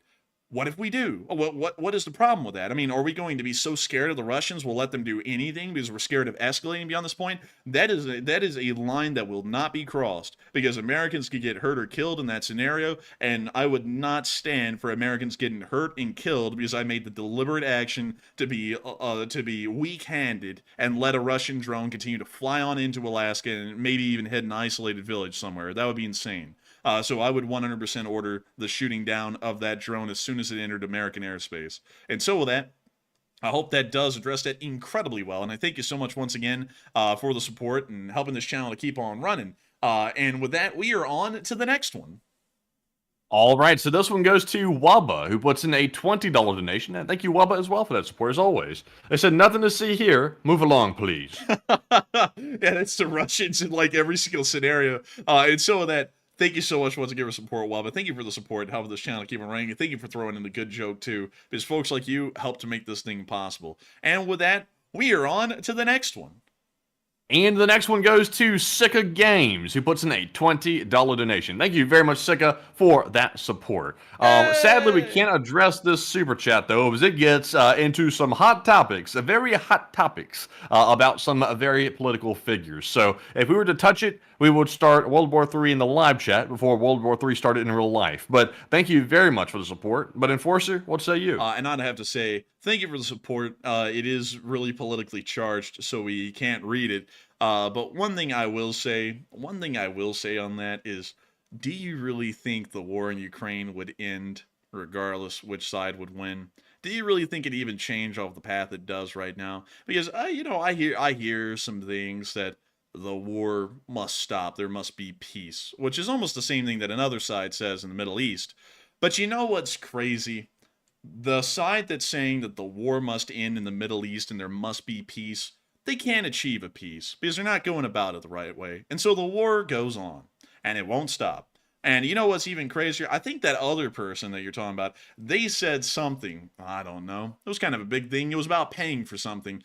And they can never get the other side to pay for it, because when you deal with foreign countries, you're not really in control. You're kind of halfway in control. You're really in control of your actions only. You're not in control of the actions of another party. So while that statement's being said now, I can guarantee you that the war would go on. That's how it's working these days. Like, there's no way to change that. The Ukrainians are very adamant on their stance that they want to reclaim their territory. The Russians are adamant they want to hold their territory. That's the way it's going to be. And we have to kind of deal with that as it is. We can't really change it. And so with that, I hope that does address that well. And I thank you once again for the support and helping this channel to keep on running. And with that, we are on to the next one. Hello? Hello? Hey, can you hear me? Yes, I can hear you. I can hear you. Oh my God, man, the Wi-Fi. Oh dear, now the tethering is starting to have issues as well. But anyways, I heard the last part there come in very crackly. Moving on to our next question, though. This one's going to go to Cody Wilson, who puts in a $20 donation. Huge shout out to you, Cody, for that support. Also, by the way, huge shout out to Dixie LaFleur, who put in a 20 as well, and we appreciate that as well. And also, we had one more, I believe. We had one from Scott Kemp, who put in a 10, along with Butchie the Crouton yet again, who put in a 10. And none of those had comments with them. But thank you very much, Cody, Dixie, Scott, and also Butchie for that support. And Enforcer, what say you? And I gotta thank all three of y'all, Cody, Dixie, and Scott. All three of y'all for your support and helping this channel to keep on running. Y'all didn't throw in comments, but the support is greatly appreciated. And I thank y'all all once again on helping this channel to keep on running, because if it wasn't for folks like y'all, we wouldn't be able to keep this thing rolling. And so with that, thank you so much once again. I hope that does address that well, and we are on to the next one. All right, so our next one here is going to go to Rob Ballard, who puts in a $20 donation. Thank you very much, Rob, for that support as well. And he said, first round of vacation drinks on me. Hey! And we don't actually drink, Rob. We drink the water. We don't drink the beer or anything like that. But I'll tell you what, at this point, could use some, but I'm not going to touch it. But thank you very much. And Enforcer, what say you? And I got to thank you for the support as well. Dang, the voice crack right there. And helping this channel to keep on running. And thank you for supporting the first round of drinks on you. And I got to thank you for the support, because I'm going to be getting a rupee. But still, thank you once again. I hope that does address that incredibly well. And with that, we are on to the next one. But thank you so much once again for the support. All right, and so since Matthew keeps on coming in and out, I'm just going to keep going, and if he shows up, he shows up. And so with that, we are on to the next one, which is the $20 Super Chat from Bobo Vasquez. And Bobo Vasquez says, you all do great work. Hey, thank you so much, Bobo Vasquez. I appreciate all over your coverage and support the cause. And I got to thank you so much for the support, Bobo Vasquez, and thank you for supporting the cause of the Lee Spring Army, because the Lee Spring Army stands for Western interest and American interest as a whole. And I've got to say that it is wonderful to know that you really enjoy this channel and find it worthwhile to support and help it to keep on running, because if it was not for people like you, we wouldn't be able to be here and have a cause to rally around and support in the first place. And so with that, massive thanks to you once again. I hope that does address that incredibly well. And with that, we're on to the next one. In our next one here, did you just address Bobo's, by the way? Was that the one you were talking about? Yes. All right. So, also, by the way, I can't control the Wi-Fi problem, so just bear with it. I know, but I'm sure anyways, just trying to keep this seamless here. Well, it might not be seamless tonight because we've got some problems. But anyways, moving on to our next one here. This one goes to Neiman Bauer. I think this is Neiman's first ever Super Chat on the stream. Let me double check that real quick. It's actually not. He's actually donated before. Huge thanks to you, Neiman, for that second or third support there. And he puts in a $20 donation and says, thanks to the U.S. for not letting Europe down. And I was at an air show and saw an F-35, and that fulfilled me with honor. And sadly, our government is slow in reacting, and we would have lost without the U.S. And greetings from Austria. And I got to say, huge hello to Austria. You're actually one of our few Austrian. Did I just say Australia? It's Austria. A huge, oh my lord. Let me just restart that because I screwed myself up by thinking I said Australia. Thank you so much for being one of our Austrian viewers. We don't have a lot of Austrian viewers, so it's incredibly cool to know that you're from Austria, which is an absolutely gorgeous country, in and out. Like, here's some pictures of Austria. Just look at this place. I mean, it's gorgeous around here. And this isn't even Vienna, which is one of the nicest cities in Austria and also a kind of a sausage. That's that place that goes on the screensavers and stuff. This, I think it's called Hallstatt right here. This one. This is like the picturesque like place. I think the really bad fella in World War II used to vacation in that spot. Actually, he was from Austria. He was an Austrian. The bad guy from World War II. A lot of people confuse him with being a German. He was actually an Austrian, and he failed to get into the art school at Vienna, and that's kind of what caused him to go down the other path and do all kinds of crazy, questionable stuff. But beyond that, Austria is a beautiful country with an incredibly cool and an incredibly rich history, and I gotta say that it's really cool to know that you're from this country because it's just gorgeous all the way through. And also, it's home to Steyr. Steyr what? Steyr Og. But beyond that, I do have to say a huge thanks to you so much once again for saying that the United States is a really good country. I like to think that the United States is, and that we stand up for collective interest, security interest, and economic interest around the globe. And the Russians do it a different way. They make people feel like their existence is thanks to the Russians, so they have to live to serve the Russians. While America does stand really guard around the world and really defend the world from evil, or at least that's what we're supposed to be doing, I feel like we kind of do that mutually, hand in hand. Everyone kind of has a equal part in this whole thing, especially Europe, which is the next biggest part of this entire sphere. It's about as big as America collectively. And I have to say, it's really cool to know that you're from Austria and you really appreciate the United States, because we appreciate the Austrians. We appreciate all of the Europeans. And while, the Americans and the Europeans do disagree and they have little arguments from time to time about things, I still think that both understand and appreciate that it's the team that makes this entire sphere possible of Europe and America combined, along with everyone in East Asia, which kind of are the undersung members: Japan, South Korea, the Philippines, Australia, and New Zealand. And so with that, I think and also Taiwan as well. They really make the world possible with the semiconductors from TSMC. But still, huge thanks to you once again for helping this channel to keep on running, for the kind words as well. And thank you once again for support and helping this channel to keep on running. And with that, we are on to the next one. And this one goes to Terrence Custer, who puts in a 10. And thank you very much, Terrence, for that support. He said, safe travels, and this is for the vacation trinket fun. That's right. We'll have to get some type of souvenir from somewhere out there. I'm not sure where, but wherever we're going, we'll have to find a souvenir. But thank you very much, Terrence, for that support. And Enforcer, what say you? I have an idea for a souvenir. you know what I'm talking about. But beyond that, I got to say thank you so much for the support and helping this channel to keep on running, Terrence Custa. And we will make sure to get a little trinket. I'm thinking about maybe maybe getting a mug or something like that. That's kind of like what I'm kind of shopping for. I don't know how I'm going to get that back though, because you know there's some logistics involved with that. But we will see about getting a mug or something like that. At least that's kind of like my goal and aim, is to get a specific kind of a mug with a specific kind of a thing on it. But we'll see if that can happen. But still, thank you so much once again for support and helping this channel to keep on running. And thank you for helping this channel to keep on being possible, Terrence Custer, because thanks to your support, we will be able to come bring home a nice little trinket. And so with that, thank you once again. And with that, we are on to the next one. And thank you once again.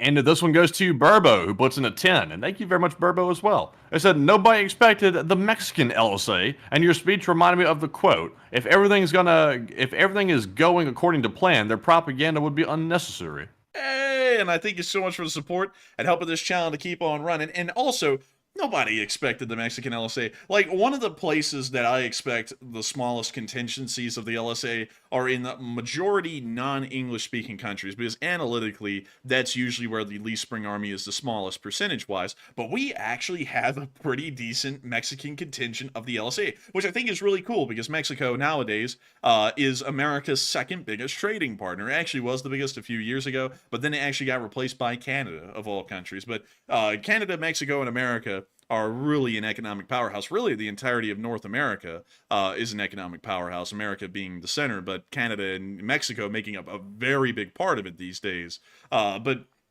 I gotta say, a huge thank you for the support. And also, I would have to say, I think that's a fairly true statement. If everything is going to go according to plan, their propaganda would be unnecessary, because it largely is true. I mean, if you're doing everything correctly, they wouldn't, there's no way that their propaganda would be working, because everyone would know it's going well, you know, and that's largely what we're kind of seeing right now. Although some people still take a little sip out of the Russian chalice and believe the garbage, it still largely works quite well. And so with that, thank you so much once again for support, and I hope that does address that incredibly well. And with that, we are on to the next one.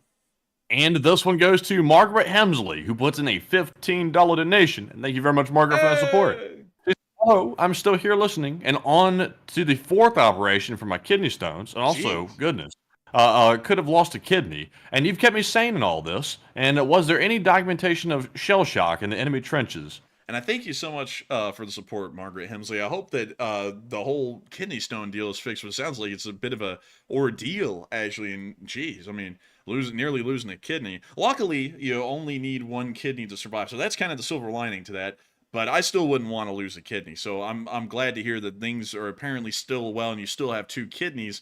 But I wish you the best of luck for going in and having to try and get rid of these kidney stones again, because I know that's got to be a lot to deal with. But also, thank you so much for saying that we've been keeping you sane. I hope so. I hope we've been able to help you pass the time a little bit and keep your mind off of the stress of that, because I'm sure it's stressful.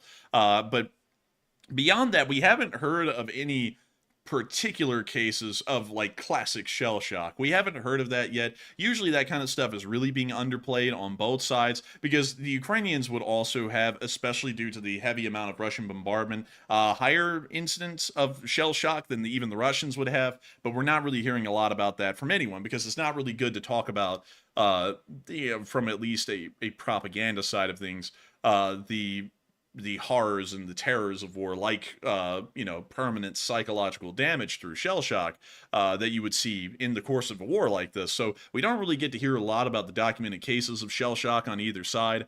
But I would assume that it actually would be higher for the Ukrainians than the Russians, because per day throughout almost the entirety of the war, the Russians have fired more shells at the Ukrainians than the Ukrainians have fired at the Russians. But I would assume that it's still pretty high on both sides. And I would honestly say that shell shock is probably exacerbated a good bit on the Russian side, not exactly by Ukrainian artillery, but probably by Ukrainian drones, which are horror-inducing in their own right, considering that it's a lot more accurate and a lot more efficient than artillery is these days at getting pinpoint targets. But still, I hope that does address that fairly well, at least my assumption of what shell shock would look like if we were actually able to get some good hard figures. But of course, we're having to work off of some anecdotal evidence, or really just hypotheses, because we don't get a lot of information from either side about the instances of shell shock due to the heavy amount of artillery used so far in the war. But with that, thank you so much once again for support and helping this channel to keep on running. I wish you the best of luck again, Margaret Hemsley, with the kidney stones. I know that's got to be rough, and I know that the entirety of the LSA is going to be backing you up and supporting you and wishing the best for you. And so with that, thank you so much once again. I hope that does address that incredibly well. Oh, wait a minute. First World. Oh, shell shock in the First World War actually affected both sides about the same, because both sides were actually able to produce about the same amount of shells throughout the war, so the shelling was pretty consistent on everyone. And so on the Allied side, shell shock was dealt with differently by really everyone. The French were probably the worst at it.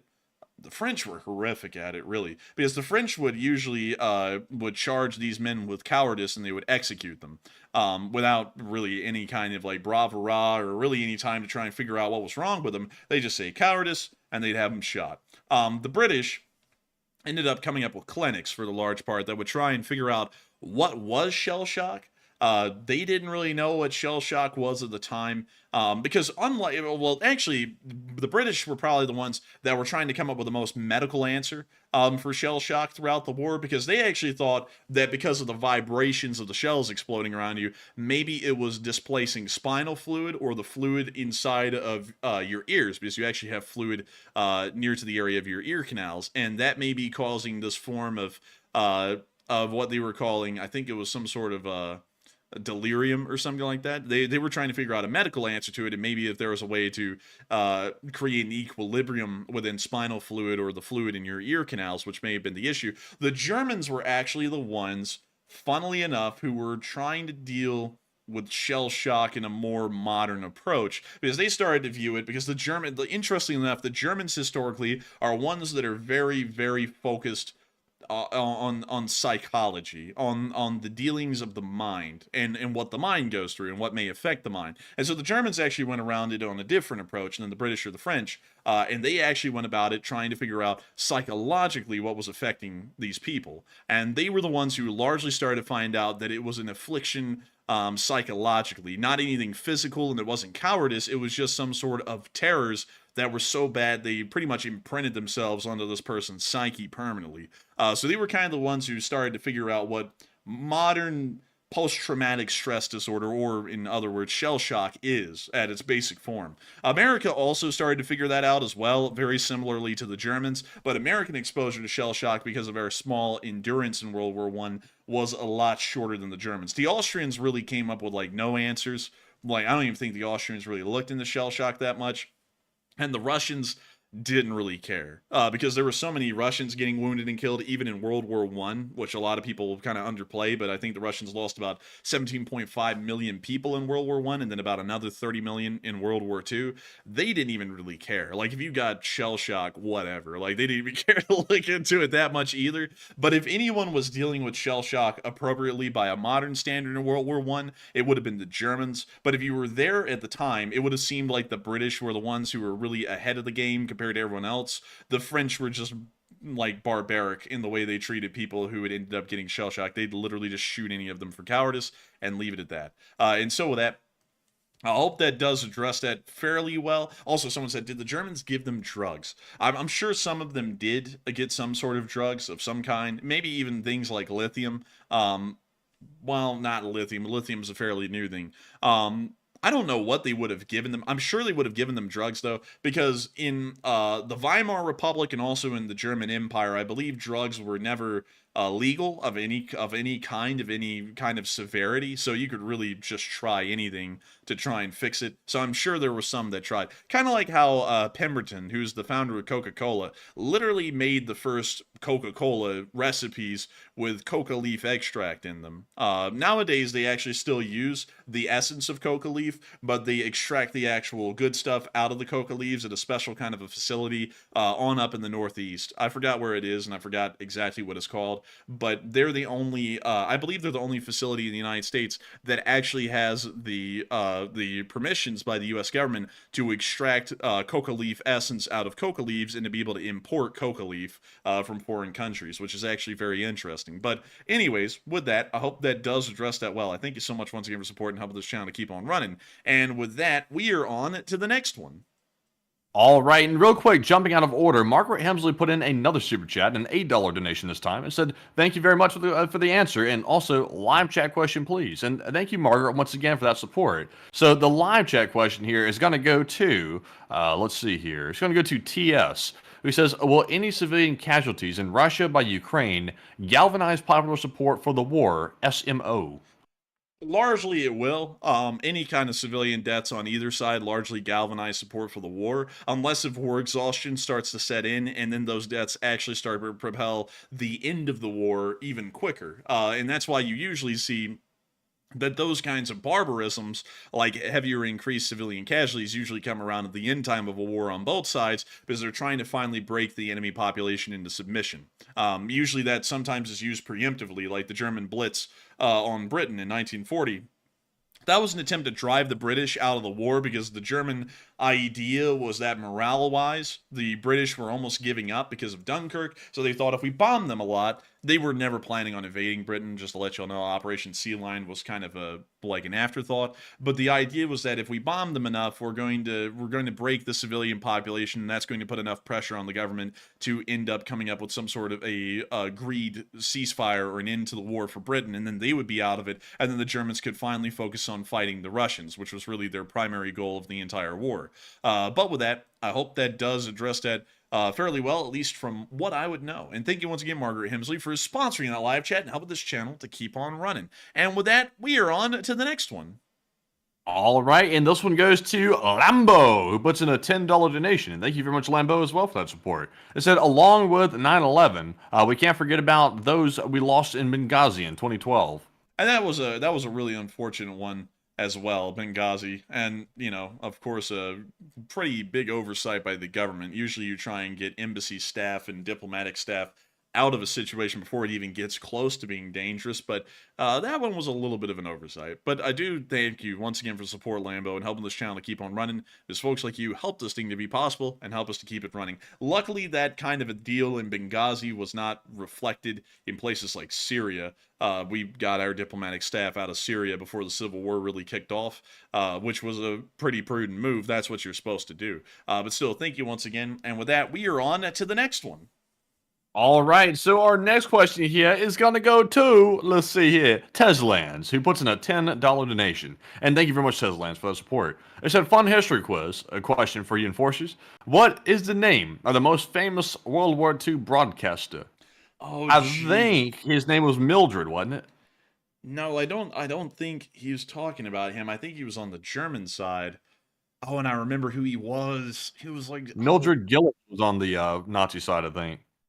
He had a this guy I'm thinking about had a nickname. Some British guy caught him because he was trying to hide, and he shot him in the ass. No joke. Lord Haw Haw? Lord Haw Haw. Yeah, that's who it was. I think that would have been Lord Haw Haw. I think that would be the answer to that question. I'm glad you remember that, Matthew. But I think it was Lord Haw Haw. I think that's who it was. But I might be wrong on that, because I don't really know who the most important broadcaster or the most popular or famous broadcaster was from World War II, but I think it's Lord Haw Haw. So we will see. And so with that, I hope that does address that fairly well. I hope it's true. I hope that's right, but I could be wrong. But anyways, with that, thank you so much once again for support. We will wait for the answer, Teslans. And with that, we are on to the next one.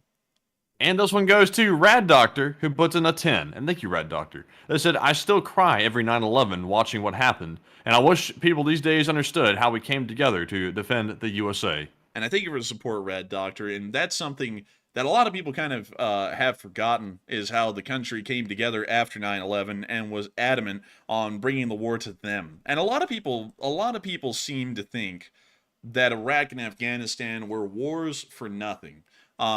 But they were wars with a reason. You know, a lot of people lost the reason over time, because a lot of people end up getting cynical, and a lot of people end up just coming up with some weird takes on things, like, you know, the war in Iraq, it didn't really mean anything. But the war in Iraq actually had a reason. Like, I can actually see the reason now that we're having to go through it again with Iran. We actually had a serious belief. Of course, the information was faulty and bad, so, you know, now knowing that in hindsight wasn't a great thing, but at the time we thought they actually had weapons of mass destruction. We went in to deal with them. looking at it now and dealing with that kind of situation in the modern day with Iran actually developing nuclear weapons, now I can really understand why we would have done such a thing with Iraq. It made a lot of sense at the time. With Afghanistan, considering that during the time that this was happening in 2001, when we invaded Afghanistan, we said, you were harboring terrorists. You know, it was the Taliban that was in charge of the country, and they were largely in line with a lot of the radical factions in the area, and were allowing a lot of them to harbor inside of Afghanistan. We said, either you stop letting them harbor inside of Afghanistan, or we come in. And then the Taliban said, we're not going to stop them from harboring inside of their country. We're going to do what we want, which is pretty much an admission to, yes, there are terrorist factions that are hiding out in our country. We're not going to say which ones, and we're not going to stop them from being here. So considering that a group of terrorists just attacked America, and Afghanistan is pretty much the Switzerland of terrorism, we went and invaded them. And so that made sense at the time. Now, sticking around for 20 years and trying to figure out how to prop up a form of a government that never would work in Afghanistan, that was the mistake. Because we should have made it a one-and-done deal. We should have gone in, decapitated the Taliban government, brought in a government that would work for Afghanistan, not a democracy. Like, you know, just because we invade a country and we're America doesn't mean that their country has to be a democracy at the end of the day. It could have been whatever, as long as it was stable. And then we leave. We bounce, and we let them deal with it. With Iraq, it actually ended up being not that long of an ordeal because we invaded in 2003 and we largely left around 2010. Now, that lasted a little longer, but there weren't really any U.S. forces left in Iraq beyond 2010. It was a very small number. But still, that war had a reason, much like we were talking about with Iran. It would have a reason if we went through with it. So I get it. Like, I get why we would have done those things nowadays. And the reason why both of those wars started is because Americans were pissed and we were out for blood for the large part. 3,000 people had just died in those towers, and we were damned if we were going to let them go unavenged. So that's why we went over there, and that was largely why everyone wanted to go over there. And then once the war actually dragged on a little bit, then everyone wanted to act like they didn't want to go over there, and it was a mistake. Although everyone in America wanted to go over there and get them, and so with that, I hope that does address that fairly well. Thank you so much once again for support and helping this channel to keep on running. And also, Crew Town said, now the Taliban is back in Afghanistan. And it is, but I'll say this, for this time, it actually looks like they're minding their own business, from what I can tell. So as long as they're minding their own business, I'm fine with it. I mean, as long as they start messing around with other countries or they start messing around with us, then there's a problem. So as long as they mind their own business, you know, it is Afghanistan. They will do what they do, I suppose. But anyways, with that, we are on to the next one. And our next super chat goes to William P., who puts in a 10. It says, did the Soviet Union really use the locomotives from the beginning of the movie Enemy at the gates, the one with the turrets on top, in LSA? I think they did. The Russians actually still have armored trains. Actually, a lot of people in World War II had armored trains to protect the railroads. America really didn't because, you know, we're America. Why in the world do we need armored trains? You really can't attack us, and you really can't attack the internal railroads of America, especially the Midwest where a lot of them were. So we didn't have them. But yes, the Russians actually had, the Soviets in particular, had armored trains. And the Russians these days, even in modern day, they still have armored trains, which is a pretty bizarre thing because they're completely dated by modern warfare standards. And so with that, I hope that does address that well, and I thank you once again for support and helping this channel to keep on running. And with that, we are on to the next one. And up next, big shout out to Robert Johnson as well as Lee Parkinson, who each put in a $5 donation, and they said LSA, and also a $2 super chat from Sir Thanks a Lot, as well as a $1 super chat from Rohari. And thank you very much to Robert, Lee, Sir Thanks a Lot, and Rohari very much for that support. We appreciate it very much. And also thank you for the LSAs as well. And we also have a $5 super chat from Scott Kemp. Once again, I think it's the second or third super chat of the night. Thank you very much, Scott. Who said, you guys are telling it like it is. I'm loving it. And I gotta say, thank you so much for loving it. It's kind of rare. I don't really tell it like it is like that a lot, but considering that we just came off the cusp of wasting hours from last night, I thought I'd kind of tell it like it was a little bit, at least in my opinion. And, you know, if y'all like it, vote for me. If not, there's other alternatives. It's a democracy. Vote for who you wish. But anyways, with that, thank you so much once again for support. I hope that does address that well, Scott Kemp. And with that, we are on to the last super chat of this segment, and then we're going to be moving on into some live chats. So this one goes to Alcacer, who puts in a 2, and says anti-freedom countries are living in the past. LSA.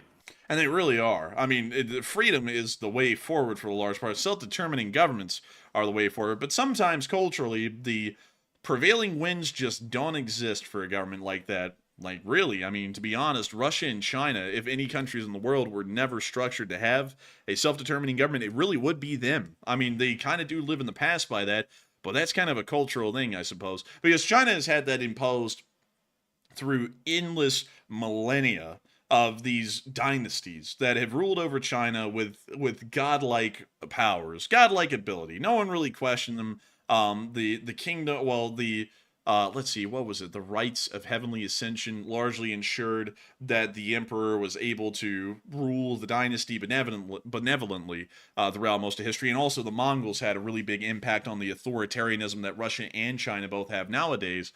So, you know, if any country was to live in the past like that, it would be those two, because culturally they have the existing frameworks to never really support a self-determining government. It will almost always be an authoritarian government with a single leader at the helm, a dictatorship of a sort. And so with that, I hope that does address that well, and I thank you so much once again for support, Elkasser, and helping this channel to keep on running, and long live the Lee Spring Army. And also, we have one more super chat before we move on to the live chats. So this last super chat goes to William P., who puts in a 10 and says, what are both sides doing with their respective POWs? The Russians both of them put them in camps. The Russians usually torture and starve the Ukrainian prisoners. The Ukrainians don't really treat the Russian prisoners, like the Russian prisoners are not just hanging out. Like they don't have a fun time being a prisoner of war. They're not allowed to talk really at all, but they still are given basic amenities and they are fed. So, you know, they're not being starved, they're not being tortured, and they're not being beaten or anything or maltreated. But it's not, you know, it's not paradise in there. It's not, you know, cakes and roses or anything. So it's not great. It's not terrible. I would honestly say the Ukrainians are treating prisoners of war to the minimum standards required by the Geneva Convention, which is acceptable. You know, it's not amazing. It's acceptable, though, and it's what the Ukrainians have decided to do. The Russians, however, violate every single code in the Geneva Convention on how to treat prisoners of war. That's largely how that goes. And so with that, I hope that does address that incredibly well, and I thank you once again for support and helping this channel to keep on running. And with that, we are on to the next Super Chat. We've actually gotten another one. And this other super chat goes to Kim Ott, also longtime channel legend, by the way. Thank you very much, Kim, for that $10 support. Hey! And he said, enjoy the vacation. And thank you so much for the support, Kim Ott. And we will enjoy the vacation. We're going to have a lot of fun. And I cannot wait to tell y'all every little thing that we do in the vacation. And so with that, thank you so much once again. I hope that does address that incredibly well. And with that, we are finally rounding out the Super Chat segment, and we're moving on into the live chats. Due to time constraints, because we're about to run overtime, we're going to address the Morse code message, and we're going to get as many live chats as we can before we reach the midway point of this next hour. And so, well, this hour that we're in. And so with that, Matthew, take it away. All right, so we had the Morse code decoders tonight. Cliff Simonson, Mark Hodges, Earl Bernew, Kevin J., Paul Schultz, David Millsaps, Her Royal Fluffiness, and Arabelle Garbo. They said the Morse code message says today, Russia will never be able to catch a break with how things keep going with the war. And no more internet for the MLSA. 73 seconds. That is the sound of money, and y'all got that dead on the nail. That was the Morse code message of the night. I gotta congratulate y'all for getting that Morse code message correct. Really impressive stuff that y'all have gotten that right time and time again, over and over and over. And I gotta say, a huge congratulations for y'all getting that correct on the 931st day of the war, while I have a terrible voice crack right there. But I hope that does address that incredibly well. And we are on to the third to last question of the night. And this one goes to, let's see here, Mitch Bardwell, who says, Matt, is there any truth to the thought that the Storm Shadow is more accurate with access to U.S. GPS systems? Let's see here. Is there any truth? Let's see here. Is there any truth to the thought that the Storm Shadow is more accurate with access to U.S. GPS systems? I would say probably not, because the British and the French source their GPS systems really from the same manufacturers. So I'd largely doubt that. I would feel like the Storm Shadow and the Scalp EGs, which are really the same missile, are pretty much as effective and accurate as U.S. weapon systems and missile systems. So that's based off my layman knowledge of guidance systems. I largely understand that most Western systems are fairly equal in their capabilities, considering that they're usually made to a NATO standard. So I would assume that they're probably the same accuracy. And so with that, I hope that does address that fairly well. And we are on to the second to last question of the night. And this one goes to Adam McLean, who says, have you guys seen the new German modular weapon systems to protect the EU? It's really impressive stuff. I have seen them a little bit. I haven't seen a lot of them. I think the Skynex is one of them, if I'm correct. It can be mounted on like pretty much anything or mounted anywhere as a stationary platform. It's a really cool system, but I haven't heard a lot, particularly about the modular weapon systems yet. And it may just be conceptual at this point. It may not ever pick up, because usually everyone for some reason likes to still keep a streamlined individual nationalist form of weapons production, at least amongst Germany, Britain, and France. And usually no one ever likes to try and pick up the other country's technology and then mass produce it and introduce it as the standard, because then it gives other countries like America a lot of diplomatic leverage over you because of the access you have to their weaponry. And so with that, I hope that does address that the best I can. And with that, we are on to the final question of the night. And so, who was the lucky last person to throw in the lucky last question of the night? And this one goes to Keith Dominic, who says, doesn't Russia use Western computers and tech to run their nuclear program? And if so, that spells doom for their defense and in nuclear reactors and power plants.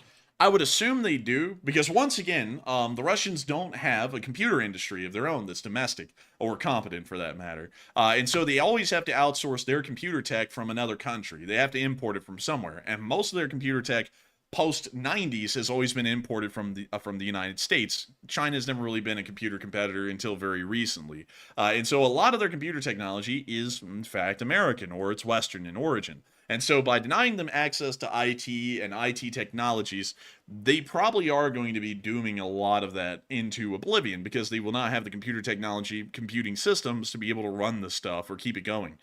So as far as I know, yeah, they probably would be screwing that over. But once again, I don't know a lot about that category. I don't ever want to sound like I'm saying something with a lot of knowledge that I don't really know a lot about. From what I know, it would screw them over, but I could be wrong with that, and someone might come out with information to contradict me, which I would be perfectly fine with. But with that, I hope that does address that fairly well, at least from what I would know. And with that, we have reached the end of tonight's stream. I've got to thank every single one of y'all for being here tonight, all 67,000 of y'all who have watched so far, and the 10.5 thousand people who were here. I got to thank all of y'all so much once again for watching the stream tonight. We've been entirely honored to have all of y'all here, and it's been a pleasure telling you all of the news once again for the past 48 hours. If y'all have enjoyed, please make sure to like, comment, and subscribe, because it would make us incredibly happy if y'all do. And also, we will see you all tomorrow at 10 p.m. Eastern Time to cover the next 24 hours of the news of the war in Ukraine. And so with that, good night, good luck, take care, stay safe, Slava Ukraini, and long live the Lee Spring Army. The Lee Spring Army will never die. And good folks, sorry, they are of course, and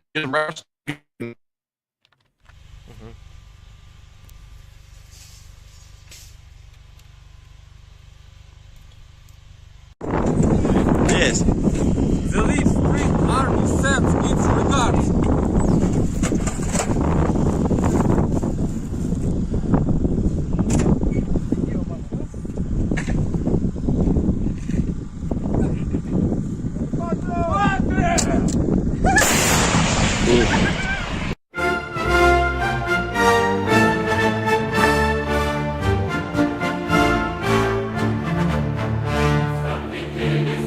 Futures untold, the white and gold will